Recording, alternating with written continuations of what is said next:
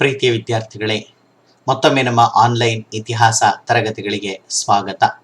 ನಾವು ಇವತ್ತು ನಮ್ಮ ತುಮಕೂರು ವಿಶ್ವವಿದ್ಯಾಲಯ ಪ್ರಥಮ BA ದ್ವಿತೀಯ ಸೆಮಿಸ್ಟರ್ನ ಇತಿಹಾಸ ಪತ್ರಿಕೆಯಾಗಿ ನಿಗದಿಪಡಿಸಿರ್ತಕ್ಕಂಥ ಮಧ್ಯಕಾಲೀನ ಭಾರತದ ಇತಿಹಾಸದ 4ನೇ ಅಧ್ಯಾಯದ ಒಂದು ಪ್ರಮುಖ ಅಂಶವನ್ನು ಗಮನಿಸ್ತಾ ಇದ್ದೀವಿ. ನಾವು ಇವತ್ತು ಗಮನಿಸ್ತಾ ಇರ್ತಕ್ಕಂಥ ವಿಚಾರ ಅಂತ ಹೇಳಿದ್ರೆ ಮೊಘಲ್ ವಾಸ್ತುಕಲೆ ಅಂತಕ್ಕಂಥ ವಿಚಾರವನ್ನ ನಾವು ಇವತ್ತು ಗಮನಿಸ್ತಾ ಇರ್ತಕ್ಕಂಥದ್ದು.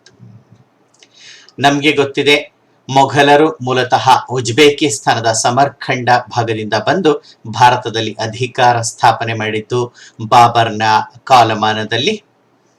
ನಾವಿಲ್ಲಿ ಗಮನಿಸ್ತಾ ಇರತಕ್ಕಂಥದ್ದು ಭಾರತದಲ್ಲಿ ಮೊಘಲ್ ಸಾಮ್ರಾಜ್ಯದ ಬೆಳೆದಂತಹ ರೀತಿಯ ಚಿತ್ರಣವನ್ನ. ಗ್ರೇ ಕಲರ್ ನಲ್ಲಿ ಇರ್ತಕ್ಕಂಥದ್ದು ಬಾಬರ್ನ ಕಾಲದ ರಾಜ್ಯವಾದ್ರೆ, ಹಳದಿ ಕಲರ್ ನಲ್ಲಿ ಇರ್ತಕ್ಕಂಥದ್ದು ಅಕ್ಬರ್ ಸೇರಿಸಿದಂತಹ ಭಾಗ, ರೋಸ್ ಕಲರ್ ನಲ್ಲಿ ಇರ್ತಕ್ಕಂಥದ್ದು ಜಹಾಂಗೀರ್, ಶಹಜಹಾನ್ ಮತ್ತು ಔರಂಗಜೇಬನ ಕಾಲದಲ್ಲಿ ಒಟ್ಟಾರೆಯಾಗಿ ಸೇರ್ಪಡೆಯಾದಂತಹ ಒಂದು ಭಾಗವನ್ನ.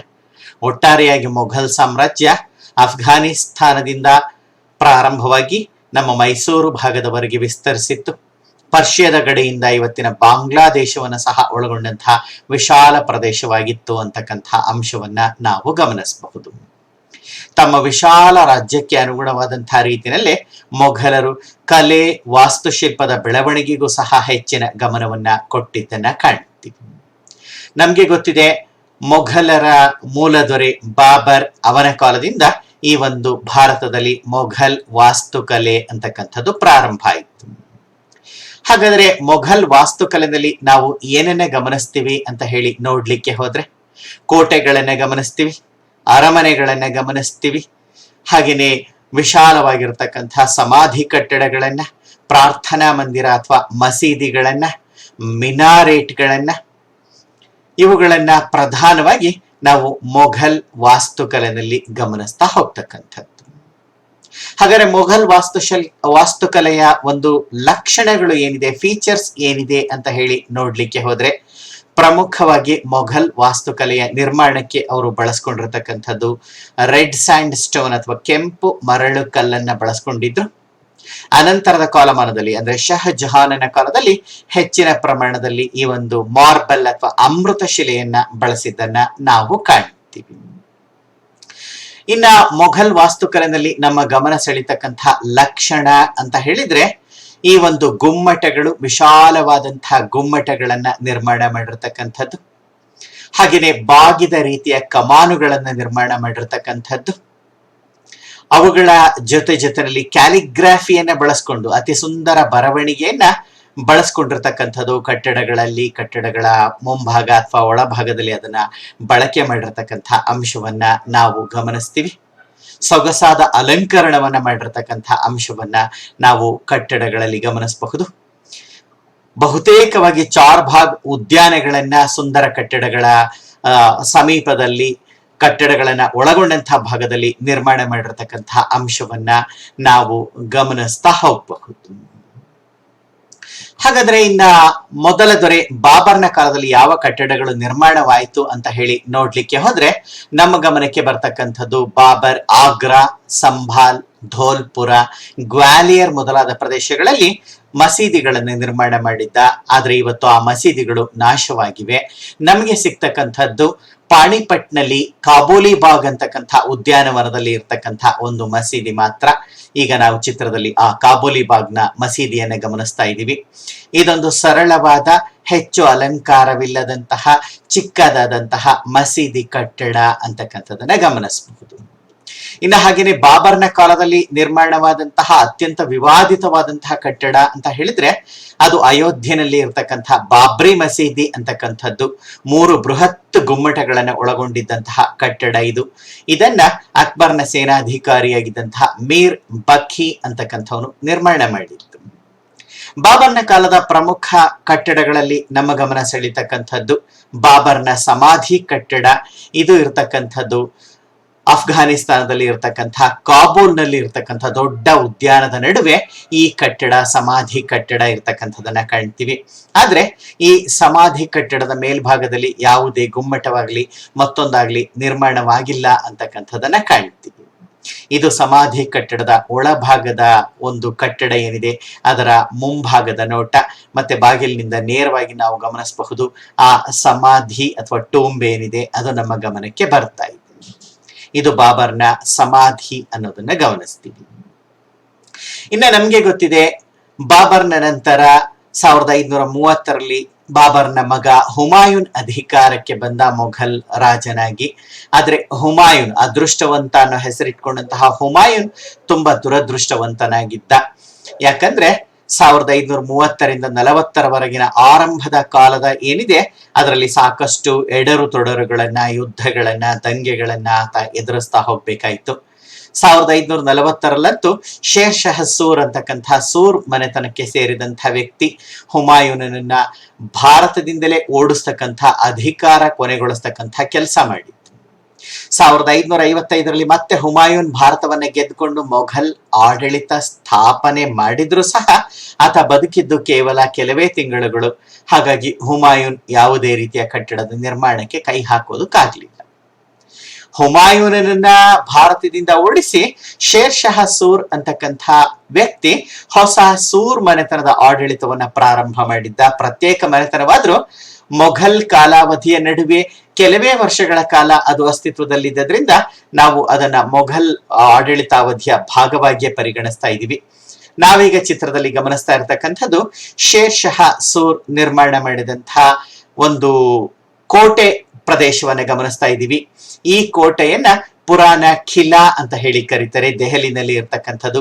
ಯಮುನಾ ನದಿಯ ತೀರದಲ್ಲಿ ಆ ಕೋಟೆ ಇರ್ತಕ್ಕಂಥ ಅಂಶವನ್ನ ಗಮನಿಸ್ತೀವಿ. ಇದು ಯಮುನಾ ನದಿ, ಇದು ಕೋಟೆ. ಇದು ಈ ಒಂದು ಪುರಾಣ ಖಿಲಾವನ್ನ ತಾನು ಹೊಸದಾಗಿ ರೂಪಿಸಿದಂತಹ ನಗರದ, ರಾಜಧಾನಿ ನಗರದ ಸುತ್ತಲೂ ಶೇರ್ ಶಹ ರಕ್ಷಣಾ ದೃಷ್ಟಿಯಿಂದ ನಿರ್ಮಾಣ ಮಾಡಿತ್ತು. ಶೇರ್ ಶಹನ ಕಾಲದ ಮತ್ತೊಂದು ಕಟ್ಟಡ ಅಂದ್ರೆ ನಾವೀಗ ಗಮನಿಸ್ತಾ ಇರ್ತಕ್ಕಂಥ ಶೇರ್ ಮಂಡಲ್ ಅರಮನೆ ಕಟ್ಟಡ. ಇದು ಕೆಂಪು ಮರಳು ಕಲ್ಲನ್ನ ಬಳಸ್ಕೊಂಡು ನಿರ್ಮಾಣ ಮಾಡಿರ್ತಕ್ಕಂಥ 2 ಅಂತಸ್ತಿನ ಸುಂದರ ಕಟ್ಟಡ. ಇದು ಶೇರ್ ಮಂಡಲ್ ಕಟ್ಟಡ. ನಮ್ಗೆ ಗೊತ್ತಿದೆ ಹುಮಾಯೂನ್ ಮರಳಿ ಅಧಿಕಾರಕ್ಕೆ ಬಂದ ಬಳಿಕ ಇದೇ ಶೇರ್ ಮಂಡಲ್ ಅರಮನೆಯಲ್ಲೇ ವಾಸವನ್ನ ಮಾಡ್ತಾ ಇದ್ದಿದ್ದು. ಶೇರ್ ಮಂಡಲ್ನ ಮೇಲಂತಸ್ತಿನಿಂದ ಕೆಳಗೆ ಇಳಿದು ಬರಬೇಕಾದ್ರೆ ಆತ ಕಾಲು ಜಾರಿ ಬಿದ್ದು ಮರಣವನ್ನ ಹೊಂದಿದ್ದನ್ನ ಗಮನಿಸಿದ್ವಿ. ನಾವೀಗ ಗಮನಿಸ್ತಾ ಇರ್ತಕ್ಕಂಥದ್ದು ಪುರಾಣ ಖಿಲಾ ಪ್ರದೇಶದಲ್ಲೇ ಶೇರ್ ಶಹ ನಿರ್ಮಾಣ ಮಾಡಿದಂತಹ ಕಿಲಾ ಐ ಕುನ್ಹಾ ಅಂತಕ್ಕಂಥ ಮಸೀದಿಯನ್ನ. ಇದೊಂದು ಪ್ರಾರ್ಥನಾ ಸ್ಥಳ. ಅಗೈನ್ ಇದನ್ನ ಸಹ ಕೆಂಪು ಮರಳು ಕಲ್ಲಿನಿಂದಲೇ ಬಳಸಿ ಮಾಡಿರ್ತಕ್ಕಂಥದ್ದು. ಕೇಂದ್ರದಲ್ಲಿ ಒಂದು ಸರಳವಾದಂತಹ ಗುಮ್ಮಟ ಇರತಕ್ಕಂಥ ಅಂಶವನ್ನ ನಾವು ಗಮನಿಸಬಹುದು. ಕೆಂಪು ಮರಳು ಕಲ್ಲಿನ ಹಿನ್ನೆಲೆಯಲ್ಲಿ ಪ್ರಮುಖ ಪ್ರವೇಶ ದ್ವಾರವನ್ನ ಗಮನಿಸಬಹುದು. ಬಿಳಿಯ ಕಲ್ಲನ್ನ ಬಳಸಿ ನಿರ್ಮಾಣ ಮಾಡಿರ್ತಕ್ಕಂಥದ್ದು. ಎದುರು ಭಾಗದಲ್ಲಿ ನೀರಿನ ಕೊಳ ಸಹ ಇದ್ದಿದ್ದನ್ನ ನಾವು ಗಮನಿಸಬಹುದು. ಇನ್ನು ಶೇರ್ ಶಹನ ಸಮಾಧಿ ಕಟ್ಟಡ ಸಹ ಶೇರ್ ಶಹನ ಕಾಲಕ್ಕೆ ಸೇರುತ್ತೆ. ಈ ಸಮಾಧಿ ಕಟ್ಟಡ ಇರ್ತಕ್ಕಂಥದ್ದು ಸಸಾರಾಮ್ ಅಂತಕ್ಕಂಥ ಪ್ರದೇಶದಲ್ಲಿ. ಸಸಾರಾಮ್ ಇರ್ತಕ್ಕಂಥದ್ದು ಬಿಹಾರದಲ್ಲಿ.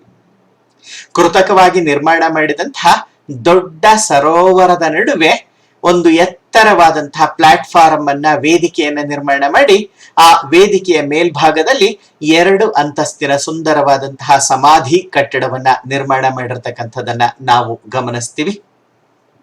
ಈ ಸಮಾಧಿ ಕಟ್ಟಡದ 4 ಮೂಲೆಗಳಲ್ಲಿ ಚಿಕ್ಕ ಒಂದು ಕೊಠಡಿಗಳ ರೀತಿಯ ಒಂದು ನಿರ್ಮಾಣವನ್ನ ಸಹ ನಾವು ಗಮನಿಸ್ತೀವಿ. ಇದನ್ನ ಕಿಯೋಸ್ಕ್ ಅಂತ ಹೇಳಿ ಸಹ ಕರೀತಾರೆ. ಈ ಒಂದು ಸಮಾಧಿ ಕಟ್ಟಡದ ಮೇಲಂತಸ್ತು ಏನಿದೆ ಇದು ಕಂಬಗಳಿಂದ ಕೂಡಿರ್ತಕ್ಕಂಥ ತೆರೆದ ರೀತಿಯ ಅಂತಸ್ತು. ಇದು ಇದರ ಮೇಲ್ಭಾಗದಲ್ಲಿ 32 ಕೋನಗಳಿಂದ ಕೂಡಿರ್ತಕ್ಕಂಥ ಗುಮ್ಮಟವನ್ನ ನಾವು ಗಮನಿಸ್ತೀವಿ. ಅತ್ಯಂತ ಸುಂದರವಾಗಿರ್ತಕ್ಕಂಥ ಕಟ್ಟಡ ಇದು. ಶೇರ್ ಶಹನ ಕಾಲದಲ್ಲಿ ನಿರ್ಮಾಣವಾದಂತಹ ಸಮಾಧಿ ಕಟ್ಟಡ. ಈ ಕಟ್ಟಡವನ್ನ ಶೇರ್ ಶಹನ ಮಗ ಇಸ್ಮಾಯಿಲ್ ಸೂರ್ ಅಂತಕ್ಕಂಥ ವ್ಯಕ್ತಿ ಪೂರ್ಣಗೊಳಿಸಿದ್ದನ್ನ 1549ರಲ್ಲಿ ಪೂರ್ಣಗೊಳಿಸಿದಂತಹ ಅಂಶವನ್ನ ನಾವು ಗಮನಿಸ್ತಾ ಹೋಗ್ತೀವಿ. ನಾವೀಗ ಗಮನಿಸ್ತಾ ಇರ್ತಕ್ಕಂಥದ್ದು ಅಕ್ಬರ್ನ ಕಾಲದ ಒಂದು ವಾಸ್ತುಕಲೆಯನ್ನ ಗಮನಿಸ್ತಾ ಇದ್ದೀವಿ.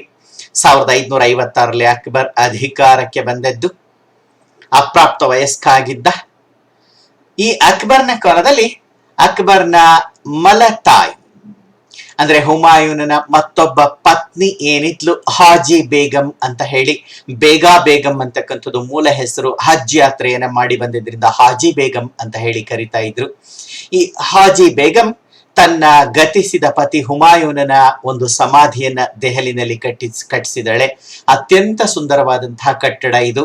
ಭಾರತದಲ್ಲಿ ಮೊಘಲ್ ವಾಸ್ತುಕಲೆಯ, ಪರಿಪೂರ್ಣ ಮೊಘಲ್ ವಾಸ್ತುಕಲೆಯ, ಸುಂದರ ಮೊಘಲ್ ವಾಸ್ತುಕಲೆಯ ಮೊದಲ ನಿರ್ಮಾಣ ಇದು ಅಂತ ಹೇಳಿ ನಾವು ಗುರುತಿಸ್ತೀವಿ. ಈ ಚಿತ್ರದಲ್ಲಿ ಸಹ ಹುಮಾಯೂನನ ಸಮಾಧಿಯ ಒಂದು ಏರಿಯಲ್ ವ್ಯೂ ಅನ್ನು ನಾವು ಗಮನಿಸ್ತಾ ಇದ್ದೀವಿ. ಎತ್ತರವಾದ ಚೌಕಾಕಾರದ ಒಂದು ಪ್ಲಾಟ್ಫಾರ್ಮ್ ಅಥವಾ ವೇದಿಕೆಯ ಮೇಲೆ ಹುಮಾಯೂನನ ಸಮಾಧಿ ನಿರ್ಮಾಣ ಆಗಿರ್ತಕ್ಕಂಥದ್ದು. ಕೇಂದ್ರದಲ್ಲಿ ಗುಮ್ಮಟ ಇರ್ತಕ್ಕಂಥದನ್ನ, 4 ಮೂಲೆಗಳಲ್ಲಿ 4 ಕಿರು ಗುಮ್ಮಟದ ರೀತಿಯ ಆಕಾರಗಳು ಇರ್ತಕ್ಕಂಥದನ್ನ ಕಾಣ್ತಾ ಇದ್ದೀವಿ. ಹಾಗೇನೆ ಈ ಒಂದು ಸಮಾಧಿ ಕಟ್ಟಡದ ಸುತ್ತಲೂ 4 ಭಾಗ ಉದ್ಯಾನವನ ಸಹ ನಿರ್ಮಾಣ ಆಗಿರ್ತಕ್ಕಂಥದನ್ನ ಕಾಣಬಹುದು. ಈ ಹುಮಾಯೂನನ ಕಟ್ಟಡ ಅಂತಕ್ಕಂಥದ್ದು ಅತ್ಯಂತ ಸುಂದರವಾಗಿರ್ತಕ್ಕಂಥ ವಿಶಾಲವಾದ ಜಾಗದಲ್ಲಿ ಆವರಿಸಿರ್ತಕ್ಕಂಥ ಒಂದು ಕಟ್ಟಡ. ಈ ಒಂದು ಕಟ್ಟಡ 7 ಮೀಟರ್ ಎತ್ತರದ ವೇದಿಕೆಯ ಮೇಲೆ ನಿರ್ಮಾಣ ಆಗಿರ್ತಕ್ಕಂಥದ್ದು. ಆ ವೇದಿಕೆ 47 ಮೀಟರ್ ಇಂಟು 91 ಮೀಟರ್ನಷ್ಟು ವಿಶಾಲತೆಯನ್ನ ಹೊಂದಿರತಕ್ಕಂಥದ್ದು. ಕಟ್ಟಡದ ನಿರ್ಮಾಣಕ್ಕೆ ಅಂದಿನ ಕಾಲಕ್ಕೆ 15 ಲಕ್ಷ ರೂಪಾಯಿಗಳನ್ನ ಅವರು ಖರ್ಚು ಮಾಡಿದಂತಹ ಅಂಶವನ್ನು ಸಹ ನಾವು ಕಾಣಬಹುದು. ಈ ಕಟ್ಟಡದ ಕೇಂದ್ರ ಭಾಗದಲ್ಲಿ ಸೆಂಟ್ರಲ್ ಹಾಲ್ ಅಂತ ಏನ್ ಕರಿತೀವಿ, ಆ ಸೆಂಟ್ರಲ್ ಹಾಲ್ ನಲ್ಲಿ ಹುಮಾಯೂನನ ಸಮಾಧಿ ಇದೆ. ಮತ್ತೆ ಕಟ್ಟಡದ ಇತರ ಕೊಠಡಿಗಳಲ್ಲಿ ಬೇಗಾ ಬೇಗಂ ಮತ್ತೆ ಹಮೀದಾ ಬೇಗಂ, ಹುಮಾಯೂನನ ಪತ್ನಿಯರು, ಅವರ ಸಮಾಧಿಗಳು, ಹಾಗೇನೆ ದಾರಾ ಶಿಕೋಹನ ಸಮಾಧಿ, ಇತರ ಒಂದು ರಾಜ ಪರಿವಾರದವರ ಸಮಾಧಿಗಳು ಇರ್ತಕ್ಕಂಥದನ್ನ ಕಾಣಬಹುದು. ಹಾಗೇನೆ ಈ ಒಂದು ಸಮಾಧಿ ಸಂಕೀರ್ಣ ಅಥವಾ ಹುಮಾಯೂನ್ ಟೂಂಬ್ ಕಾಂಪ್ಲೆಕ್ಸ್ ಏನಿದೆ, ಇದರಲ್ಲಿ 150ಕ್ಕಿಂತ ಹೆಚ್ಚಿನ ಸಮಾಧಿಗಳು ಇರ್ತಕ್ಕಂಥದನ್ನ ನಾವು ಕಾಣ್ತಾ ಹೋಗಬಹುದು. ಹಾಗಾಗಿಯೇ ಇದನ್ನ ಸಿಮೆಟ್ರಿ ಆಫ್ ಮೊಘಲ್ಸ್ ಅಂತ ಹೇಳಿ ಕರೀತಾರೆ. ಮೊಘಲ್ ಸಮಾಧಿಗಳ ಒಂದು ಸಂಕೀರ್ಣ ಅಂತ ಹೇಳಿ ಸಹ ಕರೀತಕ್ಕಂಥದನ್ನ ನಾವು ಕಾಣ್ತೀವಿ. ಈ ಒಂದು ಹುಮಾಯೂನನ ಸಮಾಧಿ ಸಂಕೀರ್ಣದ ಹೊರಭಾಗದಲ್ಲಿಯೇ ನಿಜಾಮುದ್ದೀನ್ ಔಲಿಯಾ ದರ್ಗಾ ಸಹ ಇರ್ತಕ್ಕಂಥದನ್ನ ನಾವು ಕಾಣ್ತೀವಿ. ಇನ್ನು ನಾವೀಗ ಗಮನಿಸ್ತಾ ಇರ್ತಕ್ಕಂಥದ್ದು ಅಕ್ಬರ್ನ ಕಾಲದಲ್ಲಿ ನಿರ್ಮಾಣವಾದಂತಹ ಲಾಹೋರ್ ಕೋಟೆಯ ಒಂದು ನೋಟವನ್ನ ಗಮನಿಸ್ತಾ ಇದ್ದೀವಿ. ಅಕ್ಬರ್ನ ಕಾಲದಲ್ಲಿ ಲಾಹೋರ್ ಕೋಟೆ ನಿರ್ಮಾಣವಾಯಿತು, ಅಲಹಾಬಾದ್ ಕೋಟೆ ನಿರ್ಮಾಣವಾಯಿತು, ಆಗ್ರಾ ಕೋಟೆ ನಿರ್ಮಾಣವಾಯಿತು, ಫತೇಹ್ಪುರ ಕೋಟೆ ಅಂತಕ್ಕಂಥದ್ದು ಸಹ ನಿರ್ಮಾಣವಾಗಿದ್ದನ್ನ ಕಾಣಬಹುದು. ನಾವೀಗ ಚಿತ್ರದಲ್ಲಿ ಗಮನಿಸ್ತಾ ಇರತಕ್ಕಂಥದ್ದು ಅಲಹಾಬಾದ್ ಕೋಟೆಯನ್ನ. ಈ ಅಲಹಾಬಾದ್ ಕೋಟೆಯ ವೈಶಿಷ್ಟ್ಯ ಅಂತ ಹೇಳಿದ್ರೆ, ಅಲಹಾಬಾದ್ ಕೋಟೆಯನ್ನ ಯಮುನಾ ನದಿಯ ದಂಡೆಯ ಮೇಲೆ ನಿರ್ಮಾಣ ಮಾಡಿರ್ತಕ್ಕಂಥದ್ದು ಚಿತ್ರದಲ್ಲಿ ಗಮನಿಸಬಹುದು. ಯಮುನಾ ನದಿ ಅದರ ದಡದ ಮೇಲೆ ಅನ್ನೋ ಹಾಗೇನೆ, ದಡಕ್ಕೆ ಹೊಂದ್ಕೊಂಡ ಹಾಗೇನೆ ಈ ಒಂದು ಬೃಹತ್ ಕೋಟೆ ಇರ್ತಕ್ಕಂಥದನ್ನ ನಾವು ಕಾಣಬಹುದು. ಮತ್ತೊಂದು ವೈಶಿಷ್ಟ್ಯ ಅಂದ್ರೆ, ಈ ಯಮುನಾ ನದಿ ಮುಂದೆ ಸಾಗಿ ಗಂಗಾ ಮತ್ತು ಸರಸ್ವತಿ ನದಿಗಳ ಜೊತೆಯಲ್ಲಿ ತ್ರಿವೇಣಿ ಸಂಗಮ ಆಗ್ತಕ್ಕಂಥ ಸ್ಥಳಕ್ಕೆ ಅತ್ಯಂತ ಸಮೀಪದಲ್ಲೇ ಈ ಅಲಹಾಬಾದ್ ಕೋಟೆ ನಿರ್ಮಾಣ ಆಗಿರ್ತಕ್ಕಂಥದ್ದು. ನಾವೀಗ ಚಿತ್ರದಲ್ಲಿ ಗಮನಿಸ್ತಾ ಇರತಕ್ಕಂಥದ್ದು ಅಕ್ಬರ್ನ ಕಾಲದ ಮತ್ತೊಂದು ನಿರ್ಮಾಣವನ್ನ, ಆಗ್ರಾ ಕೋಟೆ ಅಂತಕ್ಕಂಥ ಬೃಹತ್ ನಗರದ ಕೋಟೆಯ ನಿರ್ಮಾಣವನ್ನ ಗಮನಿಸ್ತಾ ಇದ್ದೀವಿ. ಆಗ್ರಾ ನಗರಕ್ಕೆ ಅಕ್ಬರ್ನ ಕಾಲದಲ್ಲಿ ಅಕ್ಬರಾಬಾದ್ ಅಂತಕ್ಕಂಥ ಹೆಸರು ಇದ್ದಿದ್ದನ್ನ ಕಾಣಬಹುದು. ಹಳೆಯ ಕೋಟೆ ಒಂದಿತ್ತು, ಆದ್ರೆ ಅಕ್ಬರ್ ತನ್ನ ಕಾಲದಲ್ಲಿ ಹೊಸದೊಂದು ಕೋಟೆಯನ್ನ ನಿರ್ಮಾಣ ಮಾಡಿದ್ದನ್ನ ಕಾಣ್ತೀವಿ. ಇದು ಆಗ್ರಾ ಕೋಟೆಯ ಒಳಭಾಗದ ಒಂದು ಚಿತ್ರಣ ಅಂತಕ್ಕಂಥದನ್ನ ಕಾಣಬಹುದು. ಆಗ್ರಾ ಕೋಟೆನಲ್ಲಿ ಇರ್ತಕ್ಕಂಥ ಒಂದು ಕಾವಲು ಗೋಪುರದ ದೃಶ್ಯ ಇದು. ಅಷ್ಟಕೋನಾಕಾರದಲ್ಲಿ ಇರ್ತಕ್ಕಂಥ ಕಾವಲು ಗೋಪುರ ಇದು. ಇನ್ನು ಆಗ್ರಾ ಕೋಟೆಯನ್ನ ಅಕ್ಬರ್ 1573ರಲ್ಲಿ ನಿರ್ಮಾಣ ಮಾಡಿದ್ದು. 70 ಅಡಿಗಳಷ್ಟು ಎತ್ತರವಾಗಿರ್ತಕ್ಕಂಥ ರಕ್ಷಣಾ ಗೋಡೆ ಇಲ್ಲಿ ಇರ್ತಕ್ಕಂಥದನ್ನ ಕಾಣ್ತೀವಿ. ಕೋಟೆ ಗೋಡೆ ಇರ್ತಕ್ಕಂಥದನ್ನ ಸುಮಾರು 2.5 ಕಿಲೋಮೀಟರ್ನಷ್ಟು ಸುತ್ತಳತೆ ಇರ್ತಕ್ಕಂಥ ಪ್ರದೇಶ ಇದು, ಕೋಟೆಯ ಪ್ರದೇಶ. 1638ರಲ್ಲಿ ಶಹಜಹಾನ್ ರಾಜಧಾನಿಯನ್ನ ದೆಹಲಿಗೆ ವರ್ಗಾಯಿಸುವವರೆಗೆ ಈ ಆಗ್ರಾ ನಗರವೇ ಮೊಘಲರ ರಾಜಧಾನಿಯಾಗಿತ್ತು ಅಂತಕ್ಕಂಥದನ್ನ ಕಾಣಬಹುದು. ಹಾಗಾದ್ರೆ ಆಗ್ರಾ ನಗರದಲ್ಲಿ ಯಾವ ಪ್ರಮುಖ ಕಟ್ಟಡಗಳು ಇವತ್ತಿಗೂ ನಮ್ಮ ಗಮನವನ್ನ ಸೆಳೀತವೆ ಅಂದ್ರೆ ಅಕ್ಬರಿ ಮಹಲ್ ಅಂತಕ್ಕಂಥ ಕಟ್ಟಡ, ಜಹಂಗೀರ್ ಮಹಲ್ ಅಂತಕ್ಕಂಥ ಕಟ್ಟಡ, ಹಾಗೇನೆ ದಿವಾನ್ ಇ ಖಾಸ್ ಅಂತಕ್ಕಂಥ ಕಟ್ಟಡ, ರಹೀಂ ಸ್ಟುಂಬ್ ಅಂತಕ್ಕಂಥ ಕಟ್ಟಡ, ಮತ್ತೆ ಜಮಾ ಮಸ್ಜಿದ್ ಅಂತಕ್ಕಂಥ ಕಟ್ಟಡ. ನಾವೀಗ ಚಿತ್ರದಲ್ಲಿ ಗಮನಿಸ್ತಾ ಇರ್ತಕ್ಕಂಥದ್ದು ಅಕ್ಬರಿ ಮಹಲ್ ಅಂತಕ್ಕಂಥ ಆಗ್ರಾದಲ್ಲಿರ್ತಕ್ಕಂಥ ಅರಮನೆ ಕಟ್ಟಡವನ್ನ, ಅಕ್ಬರ್ನ ಸ್ವಂತ ಅರಮನೆಯ ಕಟ್ಟಡ ಇದು.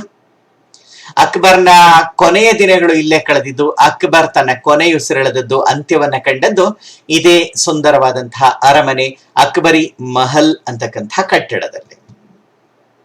ನಾವೀಗ ಗಮನಿಸ್ತಾ ಇರ್ತಕ್ಕಂಥದ್ದು ಆಗ್ರಾದಲ್ಲಿ ಇರ್ತಕ್ಕಂತಹ ಸುಂದರ ಕಟ್ಟಡ ಜಹಂಗೀರಿ ಮಹಲ್ ಅಂತಕ್ಕಂಥದ್ದು. ರಾಜಕುಮಾರ ಜಹಂಗೀರ್ನಿಗೋಸ್ಕರ ಅಕ್ಬರ್ನ ಕಾಲದಲ್ಲಿ ನಿರ್ಮಾಣವಾದದ್ದು. ಜಹಂಗೀರ್ ರಾಜನಾದ ಮೇಲೆ ಸಹ ಇದೇ ಕಟ್ಟಡದಲ್ಲಿ ಉಳ್ಕೊಂಡಿದ್ದನ್ನ ಕಾಣ್ತೀವಿ. ಕೆಂಪು ಮರಳು ಕಲ್ಲಿನಿಂದ ಕಟ್ಟಲ್ಪಟ್ಟಿರ್ತಕ್ಕಂಥ ಕಟ್ಟಡ ಇತ್ತು. ನಾವೀಗ ಚಿತ್ರದಲ್ಲಿ ಗಮನಿಸ್ತಾ ಇರ್ತಕ್ಕಂಥದ್ದು ದಿವಾನ್ ಇ ಖಾಸ್ ಅಂತಕ್ಕಂಥ ಒಂದು ಅರಮನೆ ಕಟ್ಟಡವನ್ನ ಗಮನಿಸ್ತಾ ಇದ್ದೀವಿ. ದಿವಾನ್ ಇ ಖಾಸ್ ಅಂತ ಹೇಳಿದ್ರೆ ಬಾದಶಃ ತನ್ನ ಅತ್ಯಂತ ಪ್ರಮುಖ ಅಧಿಕಾರಿಗಳ ಜೊತೆನಲ್ಲಿ ಆತ ಸಭೆ ಸಮಾರಂಭಗಳನ್ನ ನಡೆಸ್ತಾ ಇದ್ದಂತಹ ಖಾಸಗಿ ದರ್ಬಾರನ್ನ ನಡೆಸ್ತಾ ಇದ್ದಂತಹ ಕಟ್ಟಡ, ಅತ್ಯಂತ ಸುಂದರವಾಗಿರ್ತಕ್ಕಂಥ ಕಟ್ಟಡ ಅಂತಕ್ಕಂಥದನ್ನ ನಾವು ಗಮನಿಸಬಹುದು. ಬಂಗಾರ ವರ್ಣದಲ್ಲಿ ಅದು ಹೊಳಿತಾ ಇರ್ತಕ್ಕಂಥದನ್ನ ನಾವು ಕಾಣ್ತಾ ಇದ್ದೀವಿ. ನಾವೀಗ ಗಮನಿಸ್ತಾ ಇರ್ತಕ್ಕಂಥದ್ದು ರಹೀಂ ಅಂತಕ್ಕಂಥ ಸರದಾರನ ಒಂದು ಸಮಾಧಿ ಕಟ್ಟಡವನ್ನ ನಾವು ಗಮನಿಸ್ತಾ ಇದ್ದೀವಿ.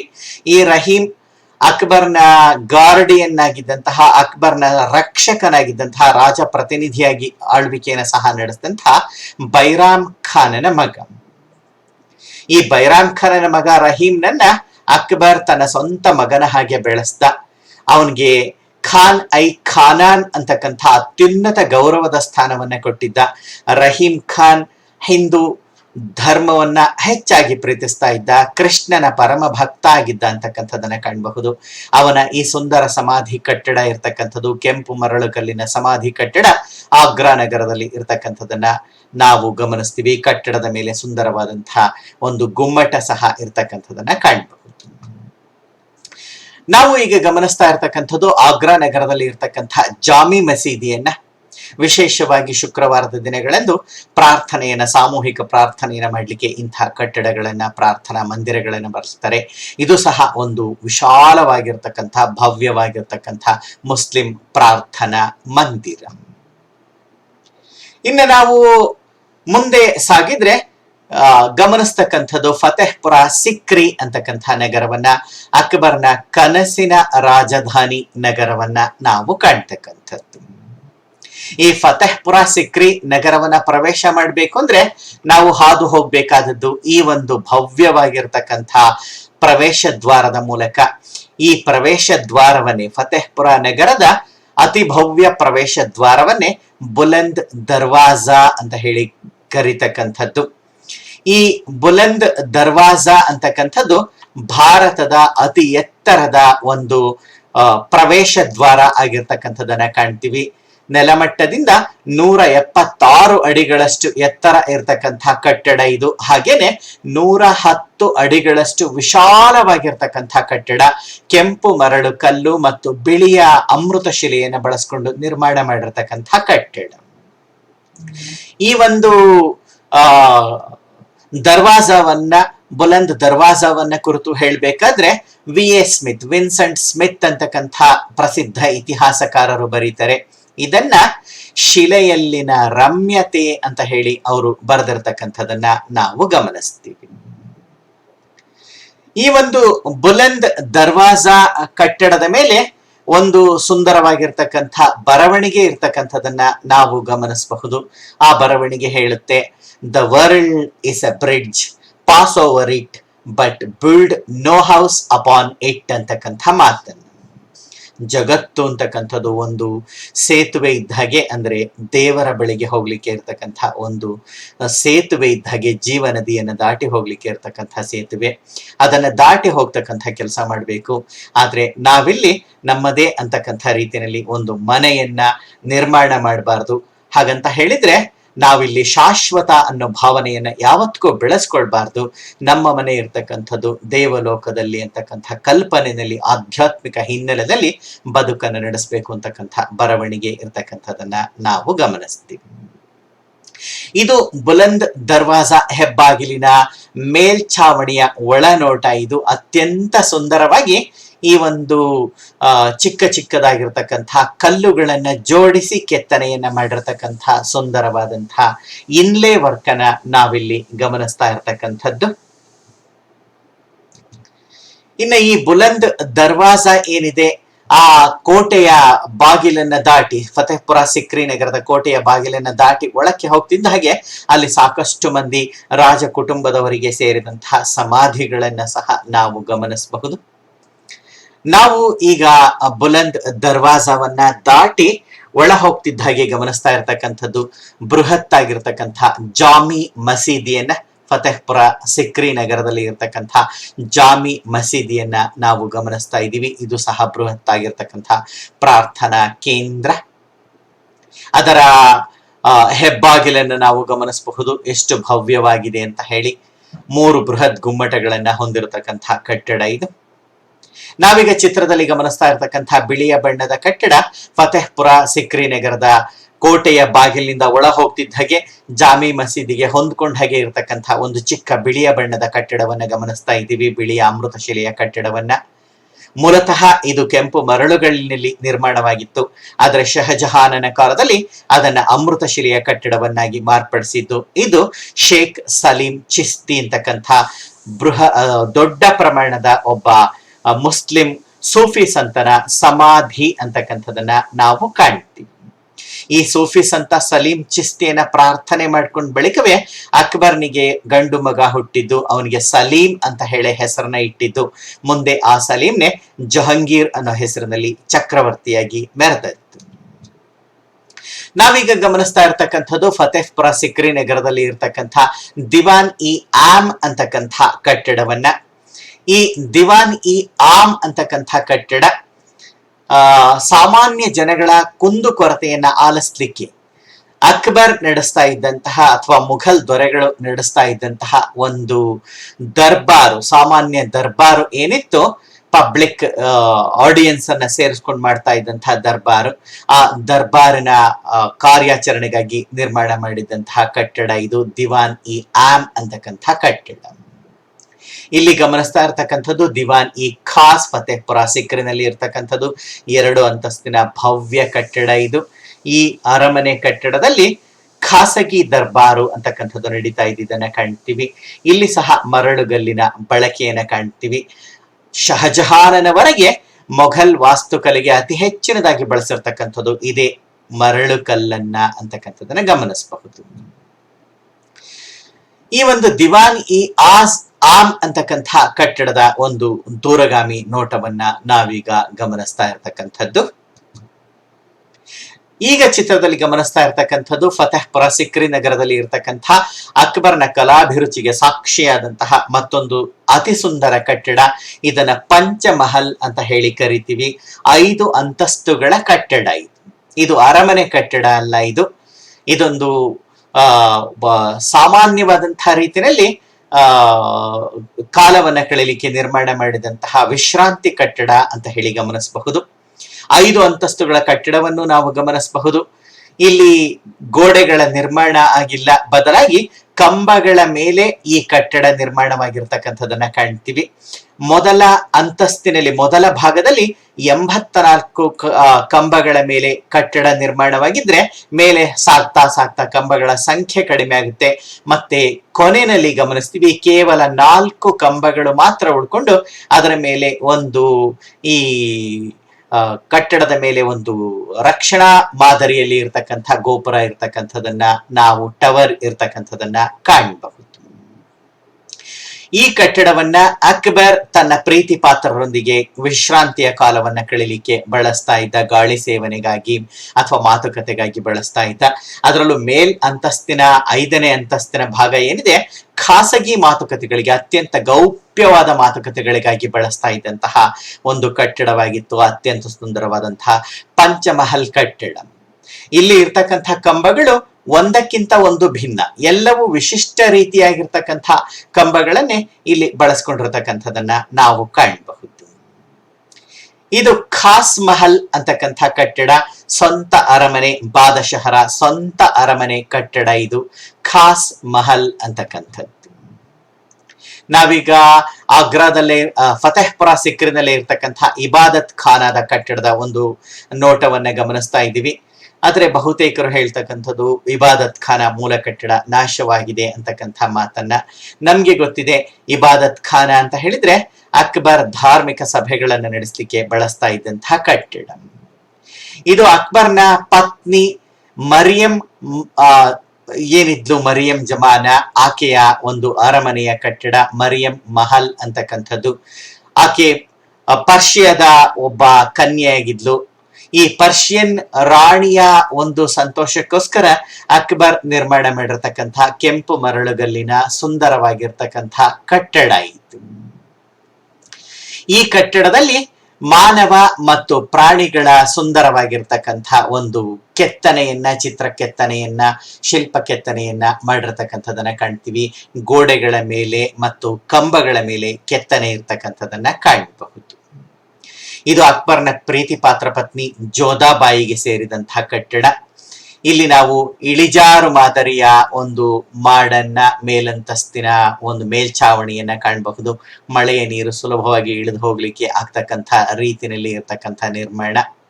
ಹಾಗೇನೆ ಇಲ್ಲಿ ಗಮನಿಸ್ತೀವಿ, ಈ ಜೋಧಾಬಾಯಿ ಕಿಚನ್ ಅಂತಕ್ಕಂಥ ಕಟ್ಟಡದ ಭಾಗದಲ್ಲಿ ಸುಂದರವಾಗಿರ್ತಕ್ಕಂಥ ಅಲಂಕಾರಿಕ ಕೆತ್ತನೆಗಳು, ಕಿವಿಯ ಓಲೆ ಜುಮುಕಿಗಳ ರೀತಿಯ ಕೆತ್ತನೆಗಳನ್ನ ಸಾಲು ಸಾಲಾಗಿ ನಿರ್ಮಾಣ ಮಾಡಿರ್ತಕ್ಕಂಥದನ್ನ, ಹಾಗೇನೆ ಸಾಕಷ್ಟು ಸಂಖ್ಯೆಯಲ್ಲಿ ಜಾಮಿತಿಯ ಚಿತ್ರಣಗಳನ್ನು ಸಹ ಮಾಡಿರ್ತಕ್ಕಂಥದ್ದನ್ನ ನಾವಿಲ್ಲಿ ಗಮನಿಸಬಹುದು.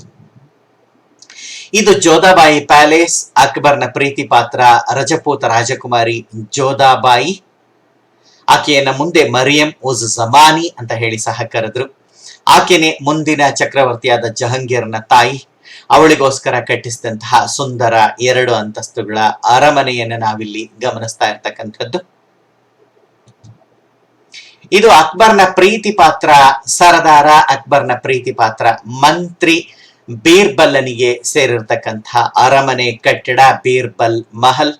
ಇದು ಸಹ 2 ಅಂತಸ್ತುಗಳ ಸುಂದರವಾಗಿರ್ತಕ್ಕಂಥ ಕೆಂಪು ಮರಳು ಕಲ್ಲಿನ ಕಟ್ಟಡ ಅಂತಕ್ಕಂಥದನ್ನ ಗಮನಿಸ್ತೀವಿ. ನಾವಿಲ್ಲಿ ಗಮನಿಸ್ತಾ ಇರ್ತಕ್ಕಂಥದ್ದು ಬೀರ್ಬಲ್ ಮಹಲ್ನ ಇನ್ನೊಂದು ನೋಟ. ಈಗ ಗಮನಿಸ್ತಾ ಇರ್ತಕ್ಕಂಥದ್ದು ಟರ್ಕಿಶ್ ಸುಲ್ತಾನ ಅಂತಕ್ಕಂಥ ರಾಣಿಯ ಒಂದು ಅರಮನೆಯನ್ನ ಗಮನಿಸ್ತಾ ಇದ್ದೀವಿ. ಚಿಕ್ಕದಾದ್ರೂ ಅತ್ಯಂತ ಸುಂದರವಾಗಿರ್ತಕ್ಕಂಥ ಕಟ್ಟಡ ಇದು ಟರ್ಕಿಶ್ ಸುಲ್ತಾನ ಪ್ಯಾಲೇಸ್ ಅಂತಕ್ಕಂಥದ್ದು. ಇದನ್ನ ಕುರಿತು ಮಾತನಾಡಬೇಕಾದ್ರೆ ಪರ್ಸಿ ಬ್ರೌನ್ ಅವರು ಇದನ್ನ ಒಂದು ಹೊಗಳಿರ್ತಕ್ಕಂಥದನ್ನ, ವಾಸ್ತುಶಿಲ್ಪದ ಮುತ್ತು ಅಂತ ಹೇಳಿ ಇದನ್ನ ಹೊಗಳಿರ್ತಕ್ಕಂಥದನ್ನ ನಾವು ಗಮನಿಸಬಹುದು. ಪರಿಪೂರ್ಣವಾಗಿ ಪರ್ಷಿಯನ್ ಮಾದರಿನಲ್ಲಿ ಇರ್ತಕ್ಕಂಥ ಕಟ್ಟಡ ಇತ್ತು. ಮೊಘಲ್ ವಾಸ್ತುಕಲೆ, ಇಂಡೋ ಪರ್ಷಿಯನ್ ವಾಸ್ತುಕಲೆ, ಇಂಡೋ ಇಸ್ಲಾಮಿಕ್ ವಾಸ್ತುಕಲೆ ಅಂತಕ್ಕಂಥದ್ದು ನಮ್ಮ ಗಮನದಲ್ಲಿದೆ. ಭಾರತೀಯ ಮತ್ತು ಈ ಪರ್ಷಿಯನ್ ವಾಸ್ತುಕಲೆಯ ಸಮ್ಮಿಶ್ರಣ. ಆದ್ರೆ ನಾವಿಲ್ಲಿ ಟರ್ಕಿಶ್ ಸುಲ್ತಾನ ಅರಮನೆಯಲ್ಲಿ ಗಮನಿಸ್ತಕ್ಕಂಥದ್ದು ಪರಿಪೂರ್ಣವಾಗಿರ್ತಕ್ಕಂಥ ಈ ಒಂದು ಪರ್ಷಿಯನ್ ವಾಸ್ತುಕಲೆಯನ್ನೇ ಗಮನಿಸ್ತಾ ಇರ್ತಕ್ಕಂಥದ್ದು. ಈ ಟರ್ಕಿಶ್ ಸುಲ್ತಾನಳ ಅರಮನೆಯ ಮೇಲ್ಭಾಗದಲ್ಲಿ ರೂಫ್ ನಲ್ಲಿ ಇರ್ತಕ್ಕಂತಹ ಸುಂದರವಾದ ಹೆಂಚುಗಳ ಜೋಡಣೆಯನ್ನ ನಾವಿಲ್ಲಿ ಗಮನಿಸ್ತಾ ಇದ್ದೀವಿ. ಅತಿ ಸುಂದರವಾದಂತಹ ಒಂದು ಜೋಡಣೆ, ಅತ್ಯಾಕರ್ಷಕವಾಗಿದೆ. ಹಾಗೇನೆ ಇಲ್ಲಿ ಈ ಫ್ಲೋರಲ್ ಕಾರ್ವಿಂಗ್ಸ್ ಏನಿದೆ, ಟರ್ಕಿಶ್ ಸುಲ್ತಾನಳ ಅರಮನೆಯ ಗೋಡೆಗಳ ಮೇಲೆ ಇರ್ತಕ್ಕಂಥ ಒಂದು ಹೂವುಗಳ, ಹೂಬಳ್ಳಿಗಳ ಒಂದು ಅಲಂಕರಣ ಸೊಗಸಾದಂಥದ್ದು. ಕೆಂಪು ಮರಳು ಕಲ್ಲಿನ ಹಿನ್ನೆಲೆಯಲ್ಲಿ, ಕೆಂಪು ಮರಳು ಕಲ್ಲಿನಲ್ಲಿ ನಿರ್ಮಾಣವಾಗಿರ್ತಕ್ಕಂಥದ್ದು ನಿಜಕ್ಕೂ ಅತಿ ಸೊಗಸಾಗಿರ್ತಕ್ಕಂಥದ್ದು. ಅದಕ್ಕೋಸ್ಕರನೇ ಪರ್ಸಿ ಬ್ರೌನ್ ಇದನ್ನ ಮುಕ್ತ ಕಂಠದಿಂದ ಪ್ರಶಂಸೆ ಮಾಡಿರ್ತಕ್ಕಂಥದ್ದು. ನಾವೀಗ ಗಮನಿಸ್ತಾ ಇರತಕ್ಕಂಥದ್ದು ಅಕ್ಬರ್ ಸರಾಯಿ ಅಂತಕ್ಕಂಥ ಕಟ್ಟಡ, ಒಂದು ವಿಶ್ರಾಂತಿ ಗೃಹ, ಬೃಹತ್ ವಿಶ್ರಾಂತಿ ಗೃಹ ಇದು. ನಾವೀಗ ಗಮನಿಸ್ತಾ ಇರ್ತಕ್ಕಂಥದ್ದು ಅಕ್ಬರ್ ಬಾದಶಾಹನ ಸಮಾಧಿಯನ್ನ. ಇದು ಇರ್ತಕ್ಕಂಥದ್ದು ಆಗ್ರಾ ನಗರದ ಹೊರವಲಯದಲ್ಲಿ ಸಿಕಂದ್ರ ಅಂತಕ್ಕಂಥ ಪ್ರದೇಶದಲ್ಲಿ ಇರ್ತಕ್ಕಂಥದನ್ನ ಕಾಣ್ತೀವಿ. 119 ಎಕರೆಯಷ್ಟು ವಿಶಾಲ ಜಾಗದ ನಡುವೆ ಈ ಒಂದು ಸುಂದರವಾದಂತಹ ಅಕ್ಬರ್ ಸಮಾಧಿ ಮಂದಿರ ಇದೆ. ಅಂದಿನ ಕಾಲಕ್ಕೆ ಈ ಸಮಾಧಿ ಮಂದಿರದ ನಿರ್ಮಾಣಕ್ಕೆ 15 ಲಕ್ಷ ರೂಪಾಯಿಗಳಷ್ಟು ಭಾರಿ ವೆಚ್ಚ ತಗುಲಿತ್ತು ಅಂತಕ್ಕಂಥ ಅಂಶವನ್ನ ನಾವಿಲ್ಲಿ ಗಮನಿಸಬಹುದು. ಯಾವುದೇ ದೊಡ್ಡ ಗುಮ್ಮಟಗಳನ್ನ ಕಾಣ್ತಾ ಇಲ್ಲ ಇಲ್ಲಿ. ಹಿಂದೂ, ಮುಸ್ಲಿಂ, ಜೈನ, ಬೌದ್ಧ ಎಲ್ಲವನ್ನ ಒಂದು ಗೌರವಿಸ್ತಕ್ಕಂಥ ರೀತಿಯಲ್ಲಿ ಕಟ್ಟಡಗಳು, ಕಟ್ಟಡದ ಮೇಲೆ ಇರತಕ್ಕಂಥ ಭಾಗಗಳು ಎಲ್ಲವನ್ನ ಅಕ್ಬರ್ ನಿರ್ಮಾಣ ಮಾಡಿಸಿದ್ದನ್ನ ನಾವು ಕಾಣ್ತೀವಿ. ಧಾರ್ಮಿಕ ಸಮನ್ವಯತೆ. ನಾವಿಲ್ಲಿ ಗಮನಿಸ್ತಾ ಇರ್ತಕ್ಕಂಥದ್ದು ದೂರಗಾಮಿ ಏರಿಯಲ್ ನೋಟವನ್ನ ಗಮನಿಸ್ತಾ ಇದ್ದೀವಿ. ಇಲ್ಲಿ ಸಹ ಈ ಒಂದು ಸಿಕಂದ್ರದ ಅಕ್ಬರ್ನ ಸಮಾಧಿಯ ಸುತ್ತಲೂ ತೋಟ ಇರ್ತಕ್ಕಂಥದ್ದನ್ನ, ಉದ್ಯಾನ ಇರ್ತಕ್ಕಂಥದ್ದನ್ನ ಗಮನಿಸಬಹುದು. ಹಾಗೆ ದೊಡ್ಡದಾಗಿರ್ತಕ್ಕಂಥ ಒಂದು ಕಾಂಪೌಂಡ್ ವಾಲ್ ಅಥವಾ ಆವರಣ ಇರ್ತಕ್ಕಂಥದ್ದನ್ನ, ಆವರಣ ಗೋಡೆನಲ್ಲಿ ಮಹಾಪ್ರವೇಶ ದ್ವಾರ ಇರ್ತಕ್ಕಂಥದ್ದನ್ನ, ಹಾಗೇನೆ 4 ದಿಕ್ಕುಗಳಲ್ಲಿ 4 ಪ್ರವೇಶ ದ್ವಾರ ಇರ್ತಕ್ಕಂಥದ್ದನ್ನ ಕಾಣಬಹುದು. ಈ ಒಂದು ಕಟ್ಟಡಕ್ಕೆ ಸುಂದರವಾದಂತಹ ಕಟ್ಟಡ ಇದು. ಅಕ್ಬರ್ನ ಸಮಾಧಿ ಕಟ್ಟಡದ ಪ್ರವೇಶ ದ್ವಾರದ ಒಂದು ನೋಟ ಇದು. ನಾವಿಲ್ಲಿ ಗಮನಿಸ್ತಾ ಇರ್ತಕ್ಕಂಥದ್ದು ಅಕ್ಬರ್ನ ಮೂಲ ಸಮಾಧಿಯನ್ನ. ಬಹುತೇಕವಾಗಿ ಈ ಒಂದು ಮುಸ್ಲಿಂ ರಾಜ ಪರಿವಾರದ ಒಂದು ವಿಚಾರದಲ್ಲಿ ಗಮನಿಸಬೇಕು ಅಂದ್ರೆ ಮೂಲ ಸಮಾಧಿಯೇ ಬೇರೆ ಇರುತ್ತೆ. ಉಳಿದವರು ಜನತೆ, ಸಾಮಾನ್ಯ ಜನತೆ ನೋಡ್ಲಿಕ್ಕೆ ಅನ್ನೋ ರೀತಿಯಲ್ಲಿ ಇನ್ನೊಂದು ಸಮಾಧಿಯನ್ನ ಮೇಲಂತಸ್ತಿನಲ್ಲಿ ನಿರ್ಮಾಣ ಮಾಡಿರ್ತಕ್ಕಂಥದನ್ನ ಕಾಣ್ತೀವಿ. ಇದು ಅಕ್ಬರ್ನ ಮೂಲ ಸಮಾಧಿ ಆದ್ರೆ, ನಾವು ಮುಂದಿನ ಚಿತ್ರದಲ್ಲಿ ಅಂದ್ರೆ ಈ ಚಿತ್ರದಲ್ಲಿ ಗಮನಿಸ್ತಕ್ಕಂಥದ್ದು ಅಕ್ಬರ್ನ ಅಲಂಕಾರಿಕ ನಕಲು ಸಮಾಧಿಯ ಚಿತ್ರಣವನ್ನ ಗಮನಿಸ್ತಾ ಇರ್ತಕ್ಕಂಥದ್ದು. ಇಲ್ಲಿ ಗಮನಿಸಬಹುದು ಸುಂದರವಾಗಿರ್ತಕ್ಕಂಥ ಕಲ್ಲಿನ ಜಾಲಿಯ ನಿರ್ಮಾಣವಾಗಿದೆ. ಕಲ್ಲಿನ ಜಾಲಂಧ್ರದ ರೀತಿಯ ಭಾಗ ಇದು. ಕಟ್ಟಡದ ಈ ಒಳಭಾಗಕ್ಕೆ ಸಾಕಷ್ಟು ಗಾಳಿ ಮತ್ತು ಬೆಳಕನ್ನ ಸಹ ನೀಡ್ತಕ್ಕಂಥದನ್ನ ಕಾಣ್ತೀವಿ. ಕಟ್ಟಡದ ಸೌಂದರ್ಯಕ್ಕೆ ಇದು ಮೆರುಗನ್ನ ಕೊಡ್ತಾ ಇರ್ತಕ್ಕಂಥದನ್ನ ಕಾಣಬಹುದು. ನಾವೀಗ ಗಮನಿಸ್ತಾ ಇರ್ತಕ್ಕಂಥದ್ದು ಅಕ್ಬರ್ನ ಪ್ರೀತಿಯ ಪತ್ನಿ ಜೋಧಾಬಾಯಿ ಏನಿದ್ಲು, ಮರಿಯಂ ಉಸ್ ಜಮಾನಿ ಅಂತ ಹೇಳಿ ಸಹ ಅವಳನ್ನೇ ಕರೀತಕ್ಕಂಥದ್ದು. ಹಾಗೇನೆ ಹೀರಾ ಕುನ್ವಾರಿ ಅಂತ ಹೇಳಿ ಸಹ ಈಕೆಯನ್ನೇ ಕರೀತಕ್ಕಂಥದ್ದು. ಈ ಒಂದು ರಜಪೂತ ರಾಜಕುಮಾರಿ ಅಕ್ಬರ್ನ ಮಹಾರಾಣಿಯ ಸಮಾಧಿ ಇರ್ತಕ್ಕಂಥದ್ದನ್ನ ಕಾಣ್ತೀವಿ. ಅಕ್ಬರ್ನ ಸಮಾಧಿ ಸಿಕಂದ್ರ ಏನಿದೆ ಅಲ್ಲಿಂದ 1 ಕಿಲೋಮೀಟರ್ನಷ್ಟು ದೂರದಲ್ಲಿ ಈ ಮರಿಯಂ ಉಸ್ ಜಮಾನಿ ಅಥವಾ ಜೋಧಾಬಾಯಿಯ ಸಮಾಧಿ ಇರ್ತಕ್ಕಂಥದ್ದನ್ನ ಕಾಣ್ತೀವಿ. ಇನ್ನು ನಾವು ನಾವೀಗ ಗಮನಿಸ್ತಾ ಇರ್ತಕ್ಕಂಥದ್ದು ಜಹಾಂಗೀರ್ ಕಾಲದ ಕಟ್ಟಡಗಳನ್ನ. ಜಹಾಂಗೀರ್ ಕಾಲದ ಕಟ್ಟಡಗಳಲ್ಲಿ ನಮ್ಮನ್ನ ಎಲ್ಲಕ್ಕಿಂತ ಹೆಚ್ಚು ಸೆಳೆತಕ್ಕಂಥದ್ದು ಜಹಾಂಗೀರ್ ಸಮಾಧಿ. ಇದು ಲಾಹೋರ್ ನಗರದ ಸಮೀಪದಲ್ಲಿ ಇರ್ತಕ್ಕಂಥ ಒಂದು ಪ್ರದೇಶದಲ್ಲಿ ಈ ಸಮಾಧಿ ಇರ್ತಕ್ಕಂಥದನ್ನ ನಾವು ಗಮನಿಸ್ತೀವಿ.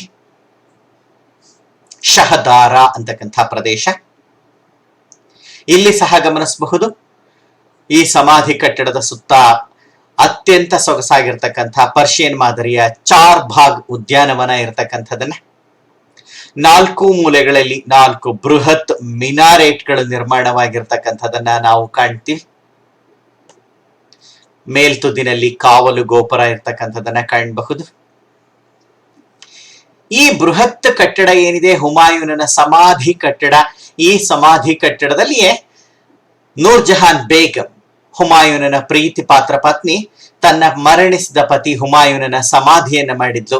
ಮುಂದೆ ಆಕೆ 1647ರಲ್ಲಿ ಮರಣವನ್ನ ಹೊಂದಿದ್ಮೇಲೆ ಅವಳ ಸಮಾಧಿಯನ್ನ ಸಹ ಇದೇ ಕಟ್ಟಡದಲ್ಲಿ ಮಾಡಿರ್ತಕ್ಕಂಥದನ್ನ ಕಾಣ್ತೀವಿ.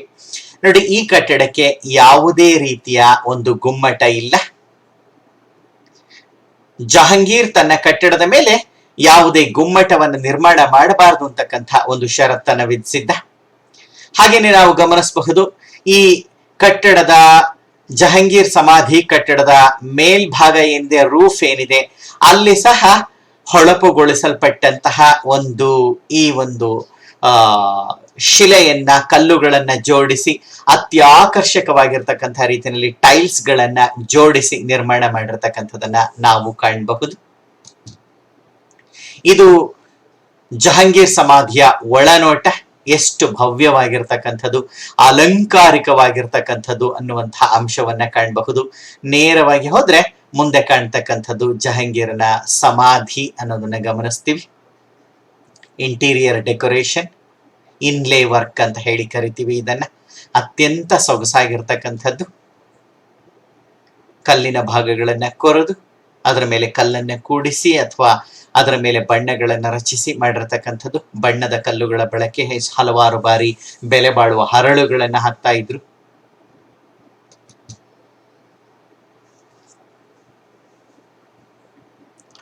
ನಾವು ಮುಂದೆ ಗಮನಿಸ್ತಕ್ಕಂಥದ್ದು ಹಿರನ್ ಮಹಲ್ ಅಂತಕ್ಕಂಥ ಒಂದು ಕಟ್ಟಡವನ್ನ ಗಮನಿಸ್ತೀವಿ. ಜಹಾಂಗೀರ್ನ ಕಾಲದಲ್ಲಿ ನಿರ್ಮಾಣವಾಗಿರತಕ್ಕಂಥ ಹಿರನ್ ಮಹಲ್ ಅಂತಕ್ಕಂಥ ಕಟ್ಟಡ. ಈ ಕಟ್ಟಡ ನಿರ್ಮಾಣ ಆಗಿರ್ತಕ್ಕಂಥದ್ದು ಲಾಹೋರ್ನಿಂದ 40 ಕಿಲೋಮೀಟರ್ನಷ್ಟು ದೂರದಲ್ಲಿ ಇರತಕ್ಕಂಥ ಶೇಖುಪುರ ಅಂತಕ್ಕಂಥ ಪ್ರದೇಶದಲ್ಲಿ. ಯಾಕೆ ಈ ಒಂದು ಕಟ್ಟಡ ನಿರ್ಮಾಣ ಆಯಿತು ಅಂತ ಹೇಳಿದ್ರೆ, ಜಹಾಂಗೀರ್ ಬೇಟೆಗಾಗಿ ಬಳಸ್ತಾ ಇದ್ದಂತಹ ಒಂದು ಹಿರಣ್ಯ ಅಂತ ಹೇಳಿದ್ರೆ ಒಂದು ಜಿಂಕೆ ಏನಿತ್ತು, ಆ ಜಿಂಕೆ ಅದರ ಹೆಸರು ಮನ್ಸ್ ರಾಜ್ ಅಂತ ಹೇಳಿ, ಬೇರೆ ಪ್ರಾಣಿಗಳನ್ನ ಆ ಒಂದು ಜಿಂಕೆಯನ್ನ ಬಳಸ್ಕೊಂಡು ಜಿಂಕೆಯನ್ನ ಬೇಟೆಯಾಡ್ಲಿಕ್ಕೆ ಬೇರೆ ಪ್ರಾಣಿಗಳು ಬರೋ ಹಾಗೆ, ಕಾಡು ಪ್ರಾಣಿಗಳು ಬರೋ ಹಾಗೆ ಮಾಡ್ತಾ ಇದ್ರು. ಮತ್ತೆ ಹಾಗೆ ಬಂದಂತಹ ಪ್ರಾಣಿಗಳನ್ನ ಕೊಂದು ಬೇಟೆಯಾಡ್ತಕ್ಕಂಥ ಕೆಲಸವನ್ನ ಮಾಡ್ತಾ ಇದ್ದಿದ್ದು. ಆದ್ರೆ ಅಂಥದೇ ಒಂದು ಸನ್ನಿವೇಶದಲ್ಲಿ ಗುರಿ ತಪ್ಪಿ ಬೇಟೆಗೆ ಬಂದ ಕಾಡು ಪ್ರಾಣಿಗೆ ಬಿಟ್ಟಂತಹ ಒಂದು ಬಾಣ ಗುರಿ ತಪ್ಪಿ ಮನ್ಸ್ರಾಜ್ ಅಂತಕ್ಕಂಥ ಜಿಂಕೆಗೆ ಬಿದ್ದು ಆ ಜಿಂಕೆ ಮರಣವನ್ನ ಹೊಂದಿತು. ತನ್ನ ಪ್ರೀತಿ ಪಾತ್ರ ಜಿಂಕೆಗೋಸ್ಕರ ಜಹಾಂಗೀರ್ ಕಟ್ಟಿಸಿದಂತಹ ಒಂದು ಸಮಾಧಿ ಇದು. ಮಿನಾರ್, ಹಿರನ್ ಮಿನಾರ್ ಅಂತ ಹೇಳಿ ಕರೀತಾರೆ. ಪಕ್ಕದಲ್ಲೇ ಒಂದು ಸಮಾಧಿ ಕಟ್ಟಡವನ್ನ ಸಹ ಜಹಾಂಗೀರ್ ಕಟ್ಟಿಸಿದ್ದನ್ನ ಕಾಣ್ತೀವಿ. ಮುಂದೆ ಶಹಜಹಾನನ ಕಾಲದಲ್ಲಿ ಆ ಒಂದು ಪ್ರದೇಶದಲ್ಲಿ ಸುಂದರ ಕೊಳ ನಿರ್ಮಾಣವಾಯಿತು, ಸರೋವರ. ಅದರ ಮಧ್ಯಭಾಗದಲ್ಲಿ ಬರೋ ಹಾಗೆ ಒಂದು ಸುಂದರವಾಗಿರ್ತಕ್ಕಂಥ ವಿಹಾರ ಕಟ್ಟಡವನ್ನ ಸಹ ನಿರ್ಮಾಣ ಮಾಡಿರ್ತಕ್ಕಂಥದನ್ನ ನಾವು ಕಾಣ್ತೀವಿ. ಇವೆಲ್ಲವೂ ನಿರ್ಮಾಣ ಆಗಿರ್ತಕ್ಕಂಥದ್ದು ಕೆಂಪು ಮರಳು ಕಲ್ಲಿನಲ್ಲಿ. ಜಹಾಂಗೀರ್ ಕಾಲದ ಮತ್ತೊಂದು ಕಟ್ಟಡ ಇದು, ಪೂರ್ಣ ಪ್ರಮಾಣದ ಪರ್ಷಿಯನ್ ಮಾದರಿಯ ಕಟ್ಟಡ ಇದು. ಇತ್ಮತ್ ಉದ್ ದೌಲಾ ಅಂತಕ್ಕಂಥ ಸರದಾರನ ಕಟ್ಟಡ. ಈ ಇತ್ಮತ್ ಉದ್ ದೌಲಾ ಅಂತಕ್ಕಂಥವ್ರು ಈ ವ್ಯಕ್ತಿ ಅಕ್ಬರ್ನ ಕಾಲದಲ್ಲಿ ದೊಡ್ಡ ಸರದಾರ ಆಗಿದ್ದ. ಮೂಲತಃ ಪರ್ಷಿಯಾದಿಂದ ಬಂದಂತಹ ವ್ಯಕ್ತಿ. ಎಲ್ಲಕ್ಕಿಂತ ಹೆಚ್ಚಾಗಿ ನೂರ್ ಜಹಾನ್ ಬೇಗಂಳ ತಂದೆ, ಅಂದ್ರೆ ಜಹಾಂಗೀರ್ನ ಮಾವ ಇದ್ದ. ತನ್ನ ಗತಿಸಿದ ತಂದೆಗೋಸ್ಕರ ನೂರ್ ಜಹಾನ್ ಬೇಗಂ ಪರ್ಷಿಯನ್ ಮಾದರಿನಲ್ಲೇ ಕಟ್ಟಿಸಿರ್ತಕ್ಕಂಥ ಬಿಳಿಯ ಬಣ್ಣದ ಅಮೃತ ಶಿಲೆಯನ್ನ ಬಳಸಿ ನಿರ್ಮಾಣ ಮಾಡಿರ್ತಕ್ಕಂಥ ಸುಂದರವಾಗಿರ್ತಕ್ಕಂಥ ಕಟ್ಟಡ. ನಾವಿಲ್ಲಿ ಮೊಘಲ್ ಮಾದರಿಯ ಯಾವುದೇ ರೀತಿಯ ಗುಮ್ಮಟಗಳನ್ನ ಕಾಣ್ತಾ ಇಲ್ಲ. ಚಿಕ್ಕದೊಂದು ಕಟ್ಟಡದ ಮೇಲೆ ಮತ್ತೊಂದು ಚಿಕ್ಕ ಕೋಣೆ ಇರ್ತಕ್ಕಂಥ ರೀತಿ, ಅದರ ಮೇಲೆ ಬಾಗಿದ ಮುಂಚಾಚುಗಳನ್ನ ಹೊಂದಿರತಕ್ಕಂಥ ರೀತಿಯ ಒಂದು ಆಕೃತಿಯನ್ನ ಕಾಣ್ತೀವಿ. ನಾವು ಮುಂದೆ ಗಮನಿಸ್ತಕ್ಕಂಥದ್ದು ಶಹಜಹಾನನ ಒಂದು ಕಾಲದಲ್ಲಿ ನಿರ್ಮಾಣವಾದಂತಹ ಕಟ್ಟಡಗಳನ್ನ. ಶಹಜಹಾನನನ್ನ ಪ್ರಿನ್ಸೆಸ್ ಅಮಾಂಗ್ ಬಿಲ್ಡರ್ಸ್ ಅಂತ ಹೇಳಿ ಕರೀತಾರೆ. ನಿರ್ಮಾಣಕಾರರ ರಾಜಕುಮಾರ ಅಂತ ಹೇಳಿ ಕರೀತಕ್ಕಂಥದ್ದು. ಹಾಗೇನೆ ಇಂಜಿನಿಯರಿಂಗ್ ಕಿಂಗ್ ಅಂತ ಹೇಳಿ ಕರೀತಾರೆ, ಇಂಜಿನಿಯರಿಂಗ್ ರಾಜ ಅಂತ ಹೇಳಿ ಕರೀತಕ್ಕಂಥದ್ದು. ಶಹಜಹಾನ್ ಕಾಲವನ್ನ ಮೊಘಲ್ ವಾಸ್ತುಕಲೆಯ ಸುವರ್ಣ ಯುಗ ಅಂತ ಹೇಳಿ ಕರಿತೀವಿ. ಹಾಗೇನೆ ಶಹಜಹಾನನ ಕಾಲದಲ್ಲಿ ಅತಿ ಹೆಚ್ಚಿನ ಪ್ರಮಾಣದಲ್ಲಿ ಅಮೃತ ಶಿಲೆಯ ಬಳಕೆ ಅಂತಕ್ಕಂಥದ್ದು ಪ್ರಾರಂಭ ಆಗಿದ್ದನ್ನ ನಾವು ಗಮನಿಸ್ತಾ ಹೋಗ್ತೀವಿ.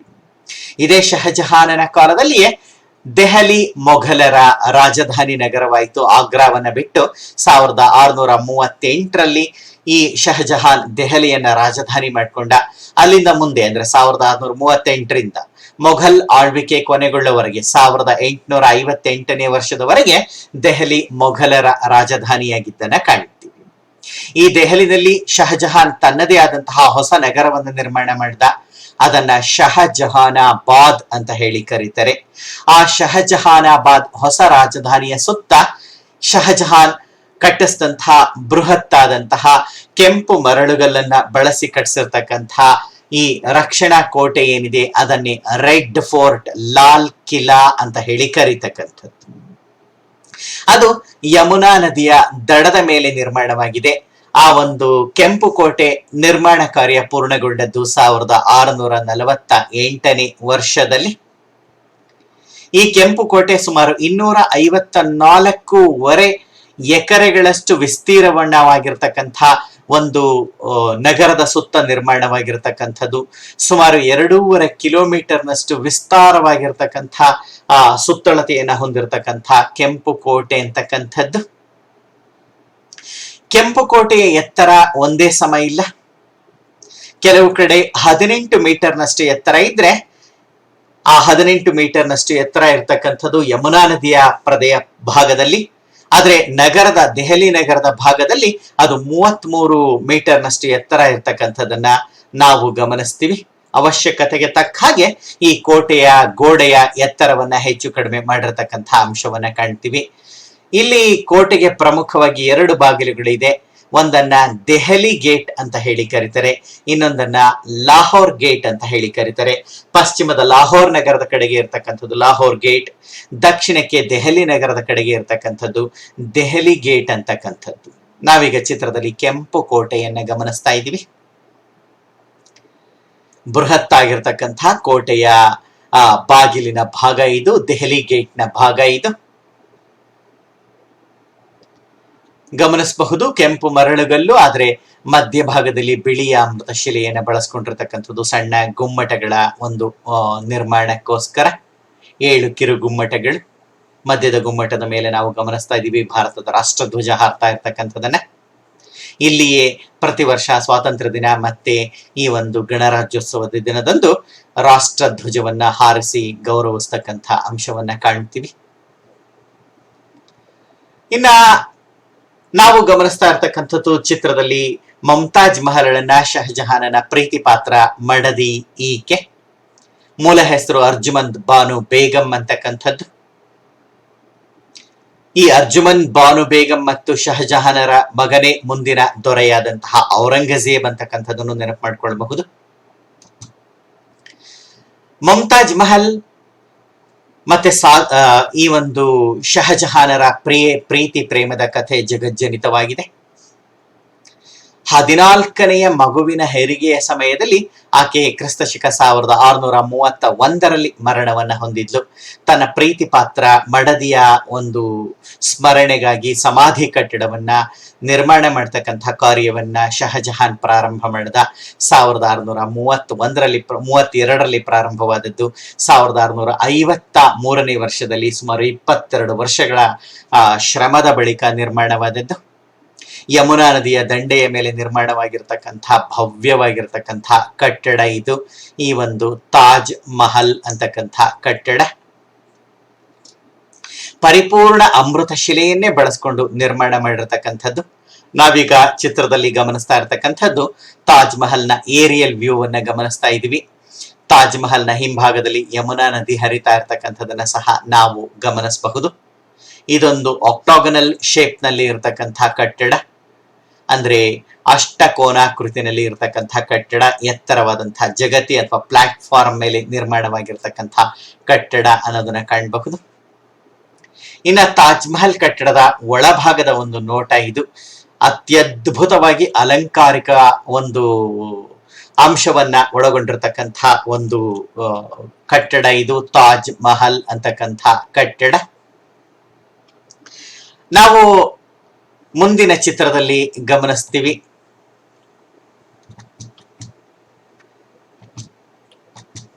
ತಾಜ್ ಮಹಲ್ಗೆ ಸಂಬಂಧಪಟ್ಟಂತಹ ವಿವರಣೆಯನ್ನು ನಾವಿಲ್ಲಿ ಗಮನಿಸ್ತಾ ಇರ್ತೀವಿ. ಮಮತಾಜ್ ಮಹಲ್ಳ ಸಮಾಧಿ ಕಟ್ಟಡ ಇದು. ತಾಜ್ ಮಹಲ್ ಅಂತಕ್ಕಂಥದ್ದು ಒಂದು ಕಟ್ಟಡ ಅಲ್ಲ, ಅದೊಂದು ಕಾಂಪ್ಲೆಕ್ಸ್, ಒಂದು ಸಂಕೀರ್ಣ. ತಾಜ್ ಮಹಲ್ ಕಟ್ಟಡ ಇದೆ, 4 ಭಾಗ ಉದ್ಯಾನವನ ಇದೆ. ತಾಜ್ ಮಹಲ್ನ 2 ಭಾಗದಲ್ಲಿ ಒಂದು ಮಸೀದಿ ಮತ್ತೊಂದು ಅತಿಥಿ ಗೃಹ ನಕ್ಕರ್ ಖಾನ್ ಅಂತಕ್ಕಂಥದ್ದು ಇರತಕ್ಕಂಥದನ್ನ ನಾವು ಗಮನಿಸ್ತಾ ಹೋಗಬಹುದು.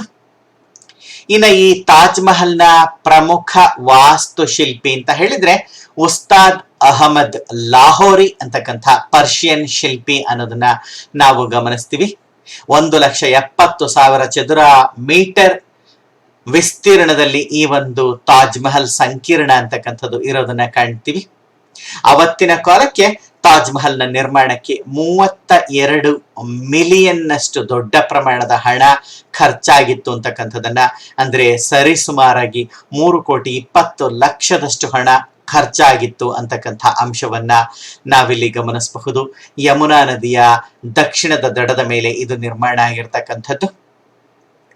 57 ಮೀಟರ್ ಉದ್ದ, 57 ಮೀಟರ್ ಅಗಲ ಇರ್ತಕ್ಕಂಥ ಈ ಒಂದು ಸ್ಕ್ವೇರ್ ಪ್ಲಾಟ್ಫಾರ್ಮ್ ನ ಮೇಲೆ ಚತುರಸ್ರಾಕಾರದಲ್ಲಿ ಇರತಕ್ಕಂಥ ಪ್ಲಾಟ್ಫಾರ್ಮ್ ಅಥವಾ ಒಂದು ಜಗತಿಯ ಮೇಲೆ 6 ಮೀಟರ್ ಎತ್ತರದ ಜಗತಿಯ ಮೇಲೆ ಈ ಒಂದು ಕಟ್ಟಡ ನಿರ್ಮಾಣ ಆಗಿರ್ತಕ್ಕಂಥದ್ದು. ಈಗಾಗಲೇ ಹೇಳಿದ ಹಾಗೆ ಈ ಒಂದು ತಾಜ್ ಮಹಲ್ನ ಕಟ್ಟಡ ಅಷ್ಟಕೋನಾಕಾರದಲ್ಲಿ ಇರ್ತಕ್ಕಂಥದನ್ನ ಹಾಗೇನೆ ಇಲ್ಲಿ ದೊಡ್ಡ ಪ್ರಮಾಣದಲ್ಲಿ ಅಮೃತ ಶಿಲೆಯನ್ನ ಬಳಸಿರ್ತಕ್ಕಂಥದನ್ನ ನಾವು ಗಮನಿಸ್ತಾ ಹೋಗ್ತೀವಿ. ಹಾಗೆ ತಾಜ್ ಮಹಲ್ನ ಒಳಕ್ಕೆ ಹೋಗ್ಬೇಕಾದ್ರೆ ಬಾಗಿಲಿನ ಮೇಲೆ ಅಲ್ಲಿ 99 ಹೆಸರುಗಳನ್ನ, ಅಲ್ಲಾಹನ 99 ಹೆಸರುಗಳನ್ನ ಅತ್ಯಂತ ಸುಂದರವಾದ ಕ್ಯಾಲಿಗ್ರಾಫಿಕ್ ಮಾದರಿನಲ್ಲಿ ಕಪ್ಪು ಬಣ್ಣದಲ್ಲಿ, ನಮ್ಗೆ ಗೊತ್ತಿದೆ ಇಡೀ ಕಟ್ಟಡ ಅಮೃತ ಶಿಲೆ, ಬಿಳಿ ಅಮೃತ ಶಿಲೆ, ಅದರ ಮೇಲೆ ಕಪ್ಪು ಬಣ್ಣದಲ್ಲಿ ಈ ಒಂದು ಕ್ಯಾಲಿಗ್ರಾಫಿನಲ್ಲಿ ದೇವರ ಹೆಸರುಗಳನ್ನ ಬರೆದಿರ್ತಕ್ಕಂಥದ್ದು, ಎದ್ದು ಕಾಣ್ತಕ್ಕಂಥ ರೀತಿಯಲ್ಲಿ ನಿರ್ಮಾಣ ಆಗಿರ್ತಕ್ಕಂಥದ್ದು ಆ ಬರವಣಿಗೆ, ಕ್ಯಾಲಿಗ್ರಾಫಿಕ್ ಬರವಣಿಗೆ. ಇನ್ನ ಕಟ್ಟಡದ ಕೇಂದ್ರ ಭಾಗದಲ್ಲಿ ಶಹಜಹಾನ್ ಮತ್ತೆ ಪ್ರೀತಿಯ ಪತ್ನಿ ಈ ಒಂದು ಮಮತಾಜ್ ಮಹಲ್ ಅವರ ಸಮಾಧಿಗಳು ಇರ್ತಕ್ಕಂಥದನ್ನ ಕಾಣ್ತೀವಿ. ಇಲ್ಲಿ ಸಹ ಗಮನಿಸಬಹುದು, ದೊಡ್ಡದಾಗಿರ್ತಕ್ಕಂಥದ್ದು ಶಹಜಹಾನನ ಸಮಾಧಿ, ಪಕ್ಕದಲ್ಲೇ ಇರ್ತಕ್ಕಂಥ ಚಿಕ್ಕದು ಪ್ರೀತಿಯ ಪತ್ನಿ ಮಮತಾಜ್ ಮಹಲ್ಳ ಸಮಾಧಿ ಅಂತಕ್ಕಂಥದನ್ನ ನಾವು ಗಮನಿಸಬಹುದು. ತಾಜ್ ಮಹಲ್ನ ಈ ಸುಂದರ ಕಟ್ಟಡದ ಎದುರಿಗೆ ನಾವೀಗಾಗಲೇ ಗಮನಿಸಿದ ಹಾಗೆ 4 ಭಾಗ ಸುಂದರ ಉದ್ಯಾನವನ ಇದೆ. ಹಾಗೇನೆ ದೊಡ್ಡದಾಗಿರ್ತಕ್ಕಂಥ ಒಂದು ಪ್ರವೇಶ ದ್ವಾರ ಸಹ ಇರ್ತಕ್ಕಂಥದನ್ನ ನಾವು ಗಮನಿಸಬಹುದು. ನಾವಿಲ್ಲಿ ಗಮನಿಸ್ತಾ ಇರ್ತಕ್ಕಂಥದ್ದು ತಾಜ್ ಮಹಲ್ನ ಆವರಣಕ್ಕೆ, ಅಂದ್ರೆ ಹೊರ ಕಾಂಪೌಂಡ್ ಏನ್ ಕರಿತೀವಿ ಆ ಕಾಂಪೌಂಡ್ಗೆ ಇರ್ತಕ್ಕಂಥ ಪ್ರವೇಶ ದ್ವಾರ. ಈ ದ್ವಾರದ ಮುಂದೆ ನಿಂತ್ಕೊಂಡು ನಾವು ನೋಡಿದ್ರೆ ತಾಜ್ ಮಹಲ್ ಕಾಣೋದೇ ಇಲ್ಲ. ತಾಜ್ ಮಹಲ್ ಅತ್ಯಂತ ಭವ್ಯ ಕಟ್ಟಡವಾದ್ರೂ ಅದು ಕಾಣೋದಿಲ್ಲ, ಅಷ್ಟು ದೊಡ್ಡದಾಗಿರ್ತಕ್ಕಂಥ ಪ್ರವೇಶ ದ್ವಾರ ಇದು. ಈ ಪ್ರವೇಶ ದ್ವಾರವನ್ನ ದರ್ವಾಜಾ ಇ ರೌಜಾ ಅಂತಕ್ಕಂಥ ಹೆಸರಿನಲ್ಲಿ ಕರೆದಿರ್ತಕ್ಕಂಥದನ್ನ ಕಾಣ್ತೀವಿ. ಕೆಂಪು ಮರಳು ಕಲ್ಲಿನ ನಿರ್ಮಾಣ, ಅದರ ಮೇಲೆ ಸಾಕಷ್ಟು ಅಮೃತ ಶಿಲೆಯ ಅಲಂಕಾರ ಮಾಡಿರ್ತಕ್ಕಂಥದನ್ನ ಕಾಣಬಹುದು. ಇದು ತಾಜ್ ಮಹಲ್ನ ಒಂದು ಸುಂದರವಾಗಿರ್ತಕ್ಕಂಥ ನೋಟ ನಾವಿಲ್ಲಿ ಗಮನಿಸಬಹುದು. ತಾಜ್ ಮಹಲ್ನ ಪ್ರವೇಶ ದ್ವಾರ ಇದು, ಈಗಾಗಲೇ ಗಮನಿಸಿದ ಹಾಗೆ ದರ್ವಾಜಾ ಇ ರೌಜಾ. ಇದು ತಾಜ್ ಮಹಲ್ನ ಮುಂದೆ ಇರ್ತಕ್ಕಂತಹ ಸುಂದರ 4 ಬಾಗ್ ಉದ್ಯಾನವನ, ಪರ್ಷಿಯನ್ ಮಾದರಿಯ ಉದ್ಯಾನವನ ಇದು. ಹಾಗೇನೆ ಮಧ್ಯದಲ್ಲಿ ಇರ್ತಕ್ಕಂಥದ್ದು ಬಿಳಿಯ ಅಮೃತ ಶಿಲೆಯ ತಾಜ್ ಮಹಲ್ ಕಟ್ಟಡ. 4 ದಿಕ್ಕುಗಳಲ್ಲಿ 4 ದೊಡ್ಡದಾಗಿರ್ತಕ್ಕಂಥ ಸುಮಾರು 39.5 ಮೀಟರ್ ಎತ್ತರ ಇರ್ತಕ್ಕಂಥ ಮಿನಾರ್ಗಳನ್ನ ಕಾಣ್ತೀವಿ. ಇದು ಸಹ ಅಮೃತ ಶಿಲೆಯ ಮಿನಾರ್ಗಳೇ ಆಗಿರ್ತಕ್ಕಂಥದ್ದು. 3 ಅಂತಸ್ತಿನ ಮಿನಾರ್ಗಳು, ಮೇಲೆ ಕಾವಲು ಗೋಪುರ ಇರ್ತಕ್ಕಂಥದನ್ನ ನಾವು ಕಾಣಬಹುದು. ತಾಜ್ ಮಹಲ್ನ 2 ಬದಿಗಳಲ್ಲಿ ಒಂದು ಬದಿ ಮಸೀದಿ ಇದೆ, ಕೆಂಪು ಮರಳು ಕಲ್ಲಿನ ನಿರ್ಮಿತಿ. ಮತ್ತೊಂದು ಬದಿನಲ್ಲಿ ನಕ್ಕರ್ ಖಾನಾ ಅಥವಾ ಈ ಒಂದು ಅತಿಥಿ ಗೃಹ ಇರತಕ್ಕಂಥದನ್ನ ಕಾಣಬಹುದು. ನೋಡಿ, ಹಸಿರು ಬಣ್ಣದ ಉದ್ಯಾನ, ಹಿಂಭಾಗದಲ್ಲಿ ಯಮುನಾ ನದಿ, ತಿಳಿ ನೀರಿನ ಯಮುನಾ ನದಿ, 2 ಪಕ್ಕಗಳಲ್ಲಿ ಈ ಒಂದು ಕೆಂಪು ಮರಳು ಕಲ್ಲಿನ ಕಟ್ಟಡ. ಇವೆಲ್ಲವೂ ಸೇರ್ಕೊಂಡು ಬಿಳಿಯ ಅಮೃತ ಶಿಲೆಯ ತಾಜ್ ಮಹಲ್ಗೆ ಇನ್ನಿಲ್ಲದ ಒಂದು ಸೌಂದರ್ಯವನ್ನ ನೀಡಿರ್ತಕ್ಕಂಥದನ್ನ ನಾವು ಗಮನಿಸ್ತಾ ಹೋಗಬಹುದು. ಇದು ತಾಜ್ ಮಹಲ್ ಕಟ್ಟಡದ ಒಳಭಾಗದ ಇನ್ಲೇ ವರ್ಕ್ ಅಂತ ಹೇಳಿ ಕರಿತೀವಿ, ಪೇಟ್ರಾ ಡ್ಯೂರಾ ಅಂತ ಹೇಳಿ ಸಹ ಕರೀತಾರೆ. ಕಟ್ಟಡವನ್ನ ನಿರ್ಮಾಣ ಮಾಡಿ ಆದ ಮೇಲೆ ಕಟ್ಟಡದ ಕಲ್ಲಿನ ಭಾಗಗಳನ್ನ, ಮೇಲ್ಛಾವಣಿ, ಗೋಡೆ, ಕಂಬ ಆ ಭಾಗಗಳನ್ನ ಕೊರೆದು ಆ ಭಾಗಕ್ಕೆ ಸುಂದರವಾಗಿರ್ತಕ್ಕಂಥ ಪಿಂಗಾಣಿಯನ್ನ, ಪೋರ್ಸಲೀನ್, ಹಾಗೇನೆ ಈ ಆಕರ್ಷಕ ಬಣ್ಣದ ಕಲ್ಲುಗಳನ್ನ, ಹೊಳೆಯುವ ಬಣ್ಣದ ಕಲ್ಲುಗಳನ್ನ, ಮುತ್ತು ರತ್ನ ವಜ್ರ ವೈಡೂರ್ಯಗಳನ್ನ, ಬೆಲೆ ಬಾಳುವ ಹರಳುಗಳನ್ನೆಲ್ಲ ಜೋಡಿಸಿ ಅತ್ಯಂತ ಆಕರ್ಷಕವಾದಂತಹ ರೀತಿಯಲ್ಲಿ ಇಂಟೀರಿಯರ್ ಅನ್ನ, ಒಳಾವರಣವನ್ನ ನಿರ್ಮಾಣ ಮಾಡ್ತಾ ಇದ್ದಿದ್ದನ್ನ, ಒಳಾಲಂಕಾರವನ್ನ ಮಾಡ್ತಾ ಇದ್ದಂತಹ ಅಂಶವನ್ನ ನಾವು ಗಮನಿಸಬಹುದು. ಇನ್ನ ಈ ತಾಜ್ ಮಹಲ್ ಕಟ್ಟಡ ಅಂತಕ್ಕಂಥದ್ದೇನಿದೆ, ಇದರ ನಿರ್ಮಾಣಕ್ಕೆ ಒಟ್ಟು 22 ವರ್ಷಗಳು ತಗೊಂಡ್ರು ಸಹ ತಾಜ್ ಮಹಲ್ ನಿರ್ಮಾಣಕ್ಕೆ 10 ವರ್ಷ, ಉಳಿದ ಕಟ್ಟಡಗಳು ಮತ್ತು ಉದ್ಯಾನಕ್ಕೆ 12 ವರ್ಷಗಳು ಬೇಕಾಯಿತು ಅಂತಕ್ಕಂಥ ಅಂಶವನ್ನ ನಾವು ಗಮನಿಸ್ತಕ್ಕಂಥದ್ದು. ತಾಜ್ ಮಹಲ್ನ ಕೇಂದ್ರ ಗುಮ್ಮಟ ಏನಿದೆ ಅದು 7 ಮೀಟರ್ ಎತ್ತರ ಇರ್ತಕ್ಕಂಥ ಒಂದು ಸಿಲಿಂಡ್ರಿಕಲ್ ಬೇಸ್ ಮೇಲೆ, ಸಿಲಿಂಡರ್ ಆಕಾರದ ಒಂದು ತಳಪಾಯದ ಮೇಲೆ ಕೇಂದ್ರ ಗುಮ್ಮಟ, ಭಾರಿ ಕೇಂದ್ರ ಗುಮ್ಮಟ ಇದೆ. 18.2 ಮೀಟರ್ನಷ್ಟು ಸುತ್ತಳತೆಯನ್ನ ಹೊಂದಿರತಕ್ಕಂಥ ಭವ್ಯವಾದಂತಹ ಬಿಳಿಯ ಬಣ್ಣದ ಅಮೃತಶಿಲೆಯ ಗುಮ್ಮಟ ಅದು ಆಗಿದೆ ಅಂತಕ್ಕಂಥದನ್ನ ನಾವು ಗಮನಿಸ್ತಾ ಹೋಗಬಹುದು. ಇನ್ನ ಈ ತಾಜ್ ಮಹಲ್ ಅಂತಕ್ಕಂಥದ್ದೇನಿದೆ, ಈ ತಾಜ್ ಮಹಲ್ ಅನ್ನ ಕುರಿತು ಹೇಳಿರ್ತಕ್ಕಂತಹ ಹೇಳಿಕೆಗಳನ್ನ ಗಮನಿಸಬಹುದು. ರಾಷ್ಟ್ರಕವಿ ರವೀಂದ್ರನಾಥ ಟ್ಯಾಗೋರ್ ಅವರು ಹೇಳ್ತಾರೆ ತಾಜ್ ಮಹಲ್ ಅನ್ನ ಕುರಿತು, the teardrop on the cheek of time ಅಂತ ಹೇಳ್ತಾರೆ.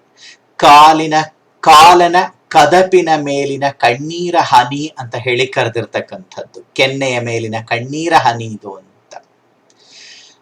ಪ್ರಸಿದ್ಧ ಇಂಗ್ಲಿಷ್ ಕವಿ ಸರ್ ಎಡ್ವಿನ್ ಆರ್ನಾಲ್ಡ್ ಅವರು ಬರೀತಾರೆ ಈ ಒಂದು ತಾಜ್ ಮಹಲ್ ಅನ್ನ ಕುರಿತು, not a piece of architecture as other buildings are, but the proud passion of an emperor's love wrought in living stones ಅನ್ನೋ ಮಾತನ್ನ ಅವರು ಬರೆದಿದ್ದಾರೆ. ಇದು ಇತರ ಕಟ್ಟಡಗಳ ಹಾಗೆ ಒಂದು ಸಾಮಾನ್ಯ ವಾಸ್ತು ಕಟ್ಟಡ ಅಷ್ಟೇ ಅಲ್ಲ, ಅದಕ್ಕೆ ಬದಲಾಗಿ ಇದೊಂದು ಚಕ್ರವರ್ತಿಯ ಹೆಮ್ಮೆಯ ಪ್ರೀತಿ ಏನಿದೆ, ಅನುರಾಗ ಏನಿದೆ, ಆ ಅನುರಾಗವನ್ನ ಕಲ್ಲಿನ ಮೇಲೆ ಜೀವಂತಿಕೆಯ ರೀತಿಯಲ್ಲಿ ಮೂಡಿಸಿರ್ತಕ್ಕಂಥ ಸಾಧನೆ ಅನ್ನೋ ಮಾತನ್ನ ಹೇಳಿರೋದನ್ನ ನಾವು ಗಮನಿಸ್ತೀವಿ. ನಾವೀಗ ಗಮನಿಸ್ತಾ ಇರ್ತಕ್ಕಂಥದ್ದು ದೆಹಲಿನಲ್ಲಿ ಇರತಕ್ಕಂಥ ರಂಗ್ ಮಹಲ್ ಅಂತಕ್ಕಂಥ ಕಟ್ಟಡದ ಒಳನೋಟವನ್ನ ನಾವು ಗಮನಿಸ್ತಾ ಇದ್ದೀವಿ. ಮೇಲ್ಛಾವಣಿಯ ಅಲಂಕಾರವನ್ನ, ಒಳ ಮೇಲ್ಛಾವಣಿಯ ಭಾಗದ ಅಲಂಕಾರವನ್ನ ಗಮನಿಸಬಹುದು, ಕಂಬಗಳನ್ನ ಗಮನಿಸಬಹುದು, ಎರಡೂ ಬದಿಗೆ ಹೋಗ್ಲಿಕ್ಕೆ ಜಾಗಗಳಿದೆ, ಎರಡೂ ಬದಿನಲ್ಲಿ ಕೊಠಡಿಗಳು ಇರತಕ್ಕಂಥದನ್ನ ಗಮನಿಸಬಹುದು. ಇದು ರಂಗ್ ಮಹಲ್ ಅಂತಕ್ಕಂಥದ್ದು ಮೊಘಲ್ ಜನಾನ ಆಗಿತ್ತು, ಅರ್ಥಾತ್ ಮೊಘಲ್ ಕಾಲದ ಒಂದು ರಾಣಿವಾಸ ಆಗಿತ್ತು ಅಂತಕ್ಕಂಥ ಅಂಶವನ್ನ ನಾವು ಗಮನಿಸಬಹುದು. ಇದು ದೆಹಲಿಯ ಕೆಂಪು ಕೋಟೆಯ ಒಳಭಾಗದಲ್ಲೇ ಇರತಕ್ಕಂಥ ದಿವಾನಿ ಆಮ್ ಅಂತಕ್ಕಂಥ ಕಟ್ಟಡ. ಸಾರ್ವಜನಿಕರ ಜೊತೆನಲ್ಲಿ ಚಕ್ರವರ್ತಿ ಕುಳಿತು ಸಭೆಯನ್ನು ನಡೆಸಿ ತೀರ್ಮಾನಗಳನ್ನು ಮಾಡ್ತಾ ಇದ್ದಂತಹ ಕಟ್ಟಡದ ಭಾಗ ಇದು. ಇದನ್ನ ಕೆಂಪು ಕಲ್ಲಿನಲ್ಲೇ ನಿರ್ಮಾಣ ಮಾಡಿರ್ತಕ್ಕಂಥದ್ದು. ಇದು ದಿವಾನ್ ಐ ಖಾಸ್, ಖಾಸಗಿ ದರ್ಬಾರನ್ನು ನಡೆಸಲಿಕ್ಕೆ ಶಹಜಹಾನನ ಕಾಲದಲ್ಲಿ ನಿರ್ಮಾಣವಾಗಿರ್ತಕ್ಕಂಥ ಕೆಂಪು ಕೋಟೆನಲ್ಲಿ ಇರ್ತಕ್ಕಂಥ ಕಟ್ಟಡ ಇದು ದಿವಾನ್ ಇ ಖಾಸ್ ಅಂತಕ್ಕಂಥದ್ದು. ಅದರ ಅಲಂಕಾರಿಕತೆಯನ್ನ ನಾವಿಲ್ಲಿ ಗಮನಿಸ್ತಾ ಇದ್ದೀವಿ. ಶಹಜಹಾನನ ಕಾಲದಲ್ಲಿ ಅಲಂಕಾರಕ್ಕೆ ಅತಿ ಹೆಚ್ಚು ಗಮನವನ್ನ ಕೊಟ್ಟಿತ್ತು. ರಾಷ್ಟ್ರದ ಸಂಪತ್ತನ್ನ ಈ ಒಂದು ಕಲೆ ವಾಸ್ತುಶಿಲ್ಪಕ್ಕೆ ಹೆಚ್ಚಿನದಾಗಿ ಬಳಸಿದ್ದು ಶಹಜಹಾನ್ ಅಂತಕ್ಕಂಥದ್ದನ್ನ ಗಮನಿಸಬಹುದು. ನಾವು ಈಗ ಗಮನಿಸ್ತಾ ಇರತಕ್ಕಂಥದ್ದು ಜಾಮಿ ಮಸೀದಿ ಅಂತಕ್ಕಂಥ ಬೃಹತ್ ಕಟ್ಟಡವನ್ನ ನಾವು ಗಮನಿಸ್ತೀವಿ. ಇದು ಕೆಂಪು ಕೋಟೆಯ ಹೊರಭಾಗದಲ್ಲಿ ಇರ್ತಕ್ಕಂಥ ಮುಸ್ಲಿಂ ಪ್ರಾರ್ಥನಾ ಕೇಂದ್ರ, ಅತಿ ದೊಡ್ಡ ಪ್ರಾರ್ಥನಾ ಕೇಂದ್ರ, ಭಾರತದ ಅತಿ ದೊಡ್ಡ ಪ್ರಾರ್ಥನಾ ಕೇಂದ್ರ ಈ ಜಾಮಿ ಮಸೀದಿ ಅಂತಕ್ಕಂಥದ್ದು. ಹಿನ್ನೆಲೆಯಲ್ಲಿ 3 ಬೃಹತ್ ಗುಮ್ಮಟಗಳನ್ನ ನಾವು ಗಮನಿಸಬಹುದು. ಕೇಂದ್ರ ಗುಮ್ಮಟ, ಅದರ ಎರಡು ಬದಿನಲ್ಲಿ ಅಷ್ಟೇ ದೊಡ್ಡದಾಗಿರ್ತಕ್ಕಂಥ ಗುಮ್ಮಟಗಳನ್ನ, ಹಾಗೇನೆ ಎರಡು ಬದಿಗಳಲ್ಲಿ ಮಿನಾರೇಟ್ಗಳು ಇರ್ತಕ್ಕಂಥ ಅಂಶಗಳನ್ನ ನಾವು ಗಮನಿಸ್ತೀವಿ. ಎತ್ತರವಾದ ಸ್ತಂಭ ಗೋಪುರ, ದೊಡ್ಡದಾಗಿರ್ತಕ್ಕಂಥ ಪ್ರವೇಶ ದ್ವಾರ, ಇಲ್ಲಿ ಸಹ ಕೆಂಪು ಮರಳುಗಲ್ಲು ಮತ್ತು ಬಿಳಿಯ ಅಮೃತ ಶಿಲೆಯನ್ನ ಒಟ್ಟೊಟ್ಟಿಗೆ ಬಳಸಿರ್ತಕ್ಕಂಥದನ್ನ ಕಾಣಬಹುದು. ಈ ಜಾಮಿ ಮಸೀದಿನಲ್ಲಿ ಒಂದೇ ಬಾರಿಗೆ 25,000ದಷ್ಟು ಮುಸ್ಲಿಂ ವ್ಯಕ್ತಿಗಳು ಪ್ರಾರ್ಥನೆಯನ್ನ ಮಾಡಲಿಕ್ಕೆ ಅವಕಾಶ ಇರ್ತಕ್ಕಂಥದನ್ನ ನಾವು ಗಮನಿಸ್ತಾ ಹೋಗಬಹುದು. ಇನ್ನು ನಾವು ಔರಂಗಜೇಬನ ಕಾಲಕ್ಕೆ ಬರ್ತೀವಿ. ಕೊನೆಯ ಮೊಘಲ್ ದೊರೆ, ಕೊನೆಯ ಪ್ರಬಲ ಮೊಘಲ್ ದೊರೆ, ಮಹಾ ಮೊಘಲ್ ದೊರೆ ಔರಂಗಜೇಬ ಹೆಚ್ಚಿನದಾಗಿ ಕಲೆ, ವಾಸ್ತುಶಿಲ್ಪ ಇವುಗಳ ಕಡೆ ಗಮನವನ್ನ ಕೊಟ್ಟಿರಲಿಲ್ಲ. ಚಿತ್ರಕಲೆ, ಸಂಗೀತ ಅವುಗಳನ್ನೆಲ್ಲ ಆತ ಕಡೆಗಣಿಸಿದ್ದ. ಒಂದಷ್ಟು ಕಟ್ಟಡಗಳಷ್ಟೇ ಔರಂಗಜೇಬನ ಕಾಲದಲ್ಲಿ ನಿರ್ಮಾಣವಾದದ್ದು. ಅಂಥ ಒಂದು ಪ್ರಮುಖವಾದಂತಹ ಕಟ್ಟಡ ಔರಂಗಜೇಬನ ಕಾಲದಲ್ಲಿ ನಿರ್ಮಾಣವಾದದ್ದು ಅಂದ್ರೆ ಲಾಹೋರ್ ನಗರದಲ್ಲಿ ನಿರ್ಮಾಣವಾಗಿರ್ತಕ್ಕಂಥ ಬಾದ್ಶಾಹಿ ಮಸೀದಿ ಅಂತಕ್ಕಂಥ ಕಟ್ಟಡ. ಈ ಕಟ್ಟಡ 1673ನೇ ವರ್ಷದಲ್ಲಿ ಪೂರ್ಣಗೊಂಡದ್ದು. ಲಾಹೋರ್ ನಗರದ ರಾವಿ ನದಿಯ ದಂಡೆಯ ಮೇಲೆ ಇರತಕ್ಕಂಥ ಕಟ್ಟಡ ಇದು. 3 ಬೃಹತ್ ಗುಮ್ಮಟಗಳನ್ನ ಮತ್ತೆ 4 ದಿಕ್ಕುಗಳಲ್ಲಿ 4 ಮಿನಾರ್ಗಳನ್ನ ಹೊಂದಿರತಕ್ಕಂಥದ್ದು. ಮಿನಾರ್ಗಳ ಎತ್ತರ 176 ಅಡಿಗಳಷ್ಟು ಎತ್ತರ ಇರತಕ್ಕಂಥದನ್ನ ನಾವು ಗಮನಿಸ್ತಾ ಹೋಗಬಹುದು.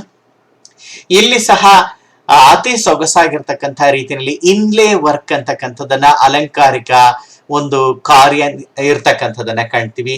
ಸುಮಾರು 300 ವರ್ಷಗಳ ಕಾಲ ಈ ಒಂದು ಬಾದ್ಶಾಹಿ ಮಸೀದಿ ಪ್ರಪಂಚದ ಅತಿ ದೊಡ್ಡ ಮಸೀದಿ ಅನ್ನೋ ಒಂದು ಖ್ಯಾತಿಗೆ ಪಾತ್ರವಾಗಿತ್ತು. ಸುಮಾರು 1 ಲಕ್ಷ ಜನ ಒಂದೇ ಬಾರಿಗೆ ಈ ಒಂದು ಬಾದ್ಶಾಹಿ ಮಸೀದಿಯ ಆವರಣದಲ್ಲಿ ಪ್ರಾರ್ಥನೆ ಮಾಡಲಿಕ್ಕೆ ಅವಕಾಶ ಇತ್ತು ಅಂತಕ್ಕಂಥ ಅಂಶವನ್ನ ಕಾಣ್ತೀವಿ. ಇದು ಬಾದ್ಶಾಹಿ ಮಸೀದಿಯ ಒಂದು ಏರಿಯಲ್ ವ್ಯೂ. ಬೃಹತ್ ಗುಮ್ಮಟಗಳು 3, ಕೆಂಪು ಮರಳುಗಲ್ಲಿನ ಕಟ್ಟಡನೇ ಇದು. ಈ ಆವರಣದ ಗೋಡೆ ಇದು, ಅದರ ಮುಂದೆ ಇರತಕ್ಕಂಥ ಎತ್ತರವಾಗಿರ್ತಕ್ಕಂಥ ಪ್ರವೇಶ ದ್ವಾರ, 4 ದಿಕ್ಕುಗಳಲ್ಲಿ 4 ಮಿನಾರೇಟ್ಗಳನ್ನ, ಸ್ತಂಭಗೋಪುರಗಳನ್ನ ನಾವು ಕಾಣಬಹುದು. ನೋಡಿ, ಇದೊಂದು ಏರಿಯಲ್ ವ್ಯೂ. ಲಾಹೋರ್ ನಗರದ ರಸ್ತೆಗಳು, ಲಾಹೋರ್ ನಗರದ ವಸತಿ ಪ್ರದೇಶ, ಅದರ ನಡುವೆ ಬರತಕ್ಕಂಥ ರೀತಿಯಲ್ಲಿ ಇರ್ತಕ್ಕಂಥದ್ದು ಈ ಒಂದು ಕಟ್ಟಡ. ಬಾದ್ಶಾಹಿ ಮಸೀದಿ ಅತಿ ದೊಡ್ಡ ಒಂದು ಮಸೀದಿ, ಪ್ರಾರ್ಥನಾ ಕೇಂದ್ರ ಇದು. ಬಾದ್ಶಾಹಿ ಮಸೀದಿಯ ಒಳಭಾಗದ ಒಂದು ಅಲಂಕಾರವನ್ನ ನಾವೀಗ ಗಮನಿಸ್ತಾ ಇರ್ತಕ್ಕಂಥದ್ದು. ಅತಿ ಸುಂದರ ಅಲಂಕಾರಿಕತೆ. ಮತ್ತೊಂದು ಚಿತ್ರದಲ್ಲಿ ಸಹ ನಾವು ಗಮನಿಸ್ತಾ ಇರ್ತಕ್ಕಂಥದ್ದು ಬಾದ್ಶಾಹಿ ಮಸೀದಿಯ ಒಳಾಲಂಕಾರವನ್ನೇ ಗಮನಿಸ್ತಾ ಇರ್ತಕ್ಕಂಥದ್ದು. ಚಾಂಡೇಲಿಯರ್ಗಳ ಬಳಕೆ ಆಗಿರ್ತಕ್ಕಂಥದನ್ನ ಕಾಣ್ತೀವಿ. ಕುಸುರಿ ಕಲೆಯನ್ನ ಮಾಡಿದಂತಹ ರೀತಿಯಲ್ಲಿ ಈ ಇನ್ಲೇ ವರ್ಕ್ ಅಂತಕ್ಕಂಥದ್ದು, ಒಳಾಲಂಕಾರ ಅಂತಕ್ಕಂಥದ್ದು ಆಗಿರ್ತಕ್ಕಂಥದನ್ನ ಕಾಣಬಹುದು. ನೋಡಿದ್ರೆ ಮುತ್ತು ರತ್ನ ಇವುಗಳನ್ನ ಬಳಸಿ, ಚಿನ್ನದ ತಗಡುಗಳನ್ನು ಬಳಸಿ ಮಾಡಿದಂತಹ ಅಲಂಕಾರದ ರೀತಿಯಲ್ಲಿ ಇದೆ. ಆ ಕಾಲದಲ್ಲಿ ಮಾಡಿದ್ರು ಸಹ. ಬಾದ್ಶಾಹಿ ಮಸೀದಿಯ ಹೊರಾವರಣದ ನೋಟ ಇದು. ನಾವೀಗ ಚಿತ್ರದಲ್ಲಿ ಗಮನಿಸ್ತಾ ಇರ್ತಕ್ಕಂಥದ್ದು ಔರಂಗಜೇಬನ ಕಾಲದಲ್ಲಿ ನಿರ್ಮಾಣವಾದಂತಹ ಮತ್ತೊಂದು ಕಟ್ಟಡ. ಇದು ಮೋತಿ ಮಸೀದಿ ಅಂತಕ್ಕಂಥದ್ದು. ಮೋತಿ ಮಸೀದಿ, ಮುತ್ತಿನ ಮಸೀದಿ, ಪೆರ್ಲ್ ಮಾಸ್ಕ್ಯೂ ಅಂತ ಹೇಳಿ ಕರೀತಾರೆ. ಬಿಳಿಯ ಅಮೃತ ಶಿಲೆಯನ್ನು ಬಳಸ್ಕೊಂಡು ನಿರ್ಮಾಣ ಮಾಡಿರ್ತಕ್ಕಂಥ ಚಿಕ್ಕದಾಗಿರ್ತಕ್ಕಂಥ ಒಂದು ಮಸೀದಿ, ಪ್ರಾರ್ಥನಾ ಸ್ಥಳ. ಔರಂಗಜೇಬನ ಕಾಲದಲ್ಲಿ ನಿರ್ಮಾಣವಾದದ್ದು. ದೆಹಲಿನಲ್ಲಿ ಇರ್ತಕ್ಕಂಥದ್ದು, ಕೆಂಪು ಕೋಟೆಯ ಒಳಭಾಗದಲ್ಲಿ. ಈಗ ನೋಡ್ತಾ ಇರ್ತಕ್ಕಂಥದ್ದು ಮತ್ತೊಂದು ವಿವಾದಿತವಾಗಿರ್ತಕ್ಕಂಥ ಔರಂಗಜೇಬನ ಕಾಲದ ನಿರ್ಮಾಣ. ಔರಂಗಜೇಬ ಈ ಒಂದು ಸುಂದರವಾಗಿರ್ತಕ್ಕಂಥ ಕಟ್ಟಡ ಏನು ಕಾಣ್ತಾ ಇದೆ, ಇದನ್ನ ನಿರ್ಮಾಣ ಮಾಡಿರ್ತಕ್ಕಂಥದನ್ನ ನಾವು ಗಮನಿಸ್ತಾ ಹೋಗ್ತೀವಿ.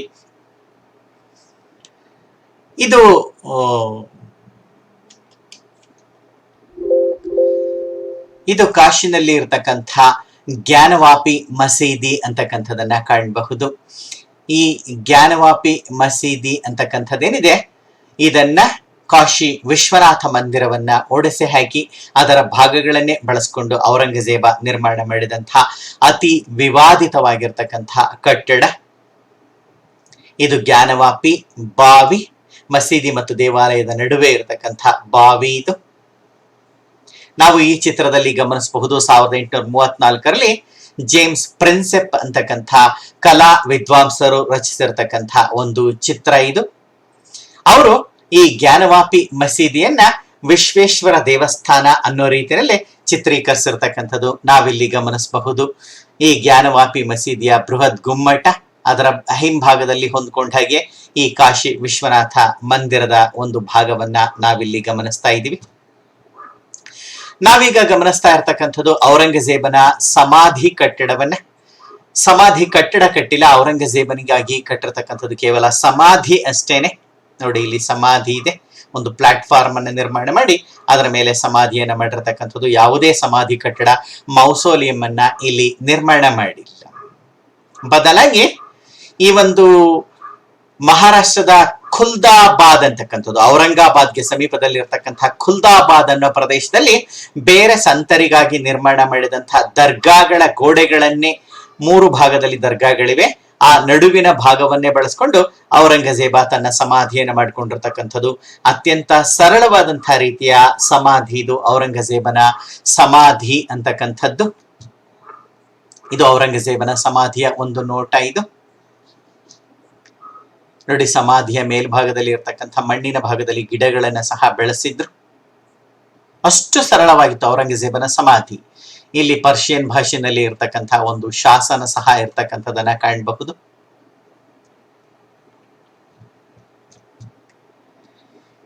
ಈ ಔರಂಗಜೇಬನ ಸಮಾಧಿ ಅಂತಕ್ಕಂಥದ್ದೇನಿದೆ, ಔರಂಗಜೇಬ್ 1707ನೇ ವರ್ಷದ ಮಾರ್ಚ್ ತಿಂಗಳ 3ನೇ ತಾರೀಕು ಅಹಮದ್ ನಗರದಲ್ಲಿ ದಖನ್ಗೆ ಬಂದಿದ್ದ, ಇಲ್ಲೇ ಉಳಿದದ್ದು, ಇಲ್ಲೇ ಮರಣ ಹೊಂದಿದ್ದು.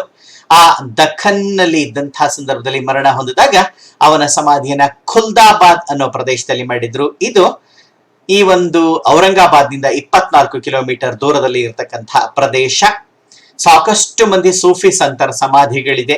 ಅದರಲ್ಲಿ ಪ್ರಮುಖನಾದಂತಹ ಝೈನುದ್ದೀನ್ ಶಿರಾಜಿ ಅಂತಕ್ಕಂಥ ಸೂಫಿ ಸಂತನ ಸಮಾಧಿಯ ಬಳಿನಲ್ಲೇ ಔರಂಗಜೇಬನ ಸಮಾಧಿ ಇರ್ತಕ್ಕಂಥದನ್ನ ನಾವು ಕಾಣ್ತೀವಿ.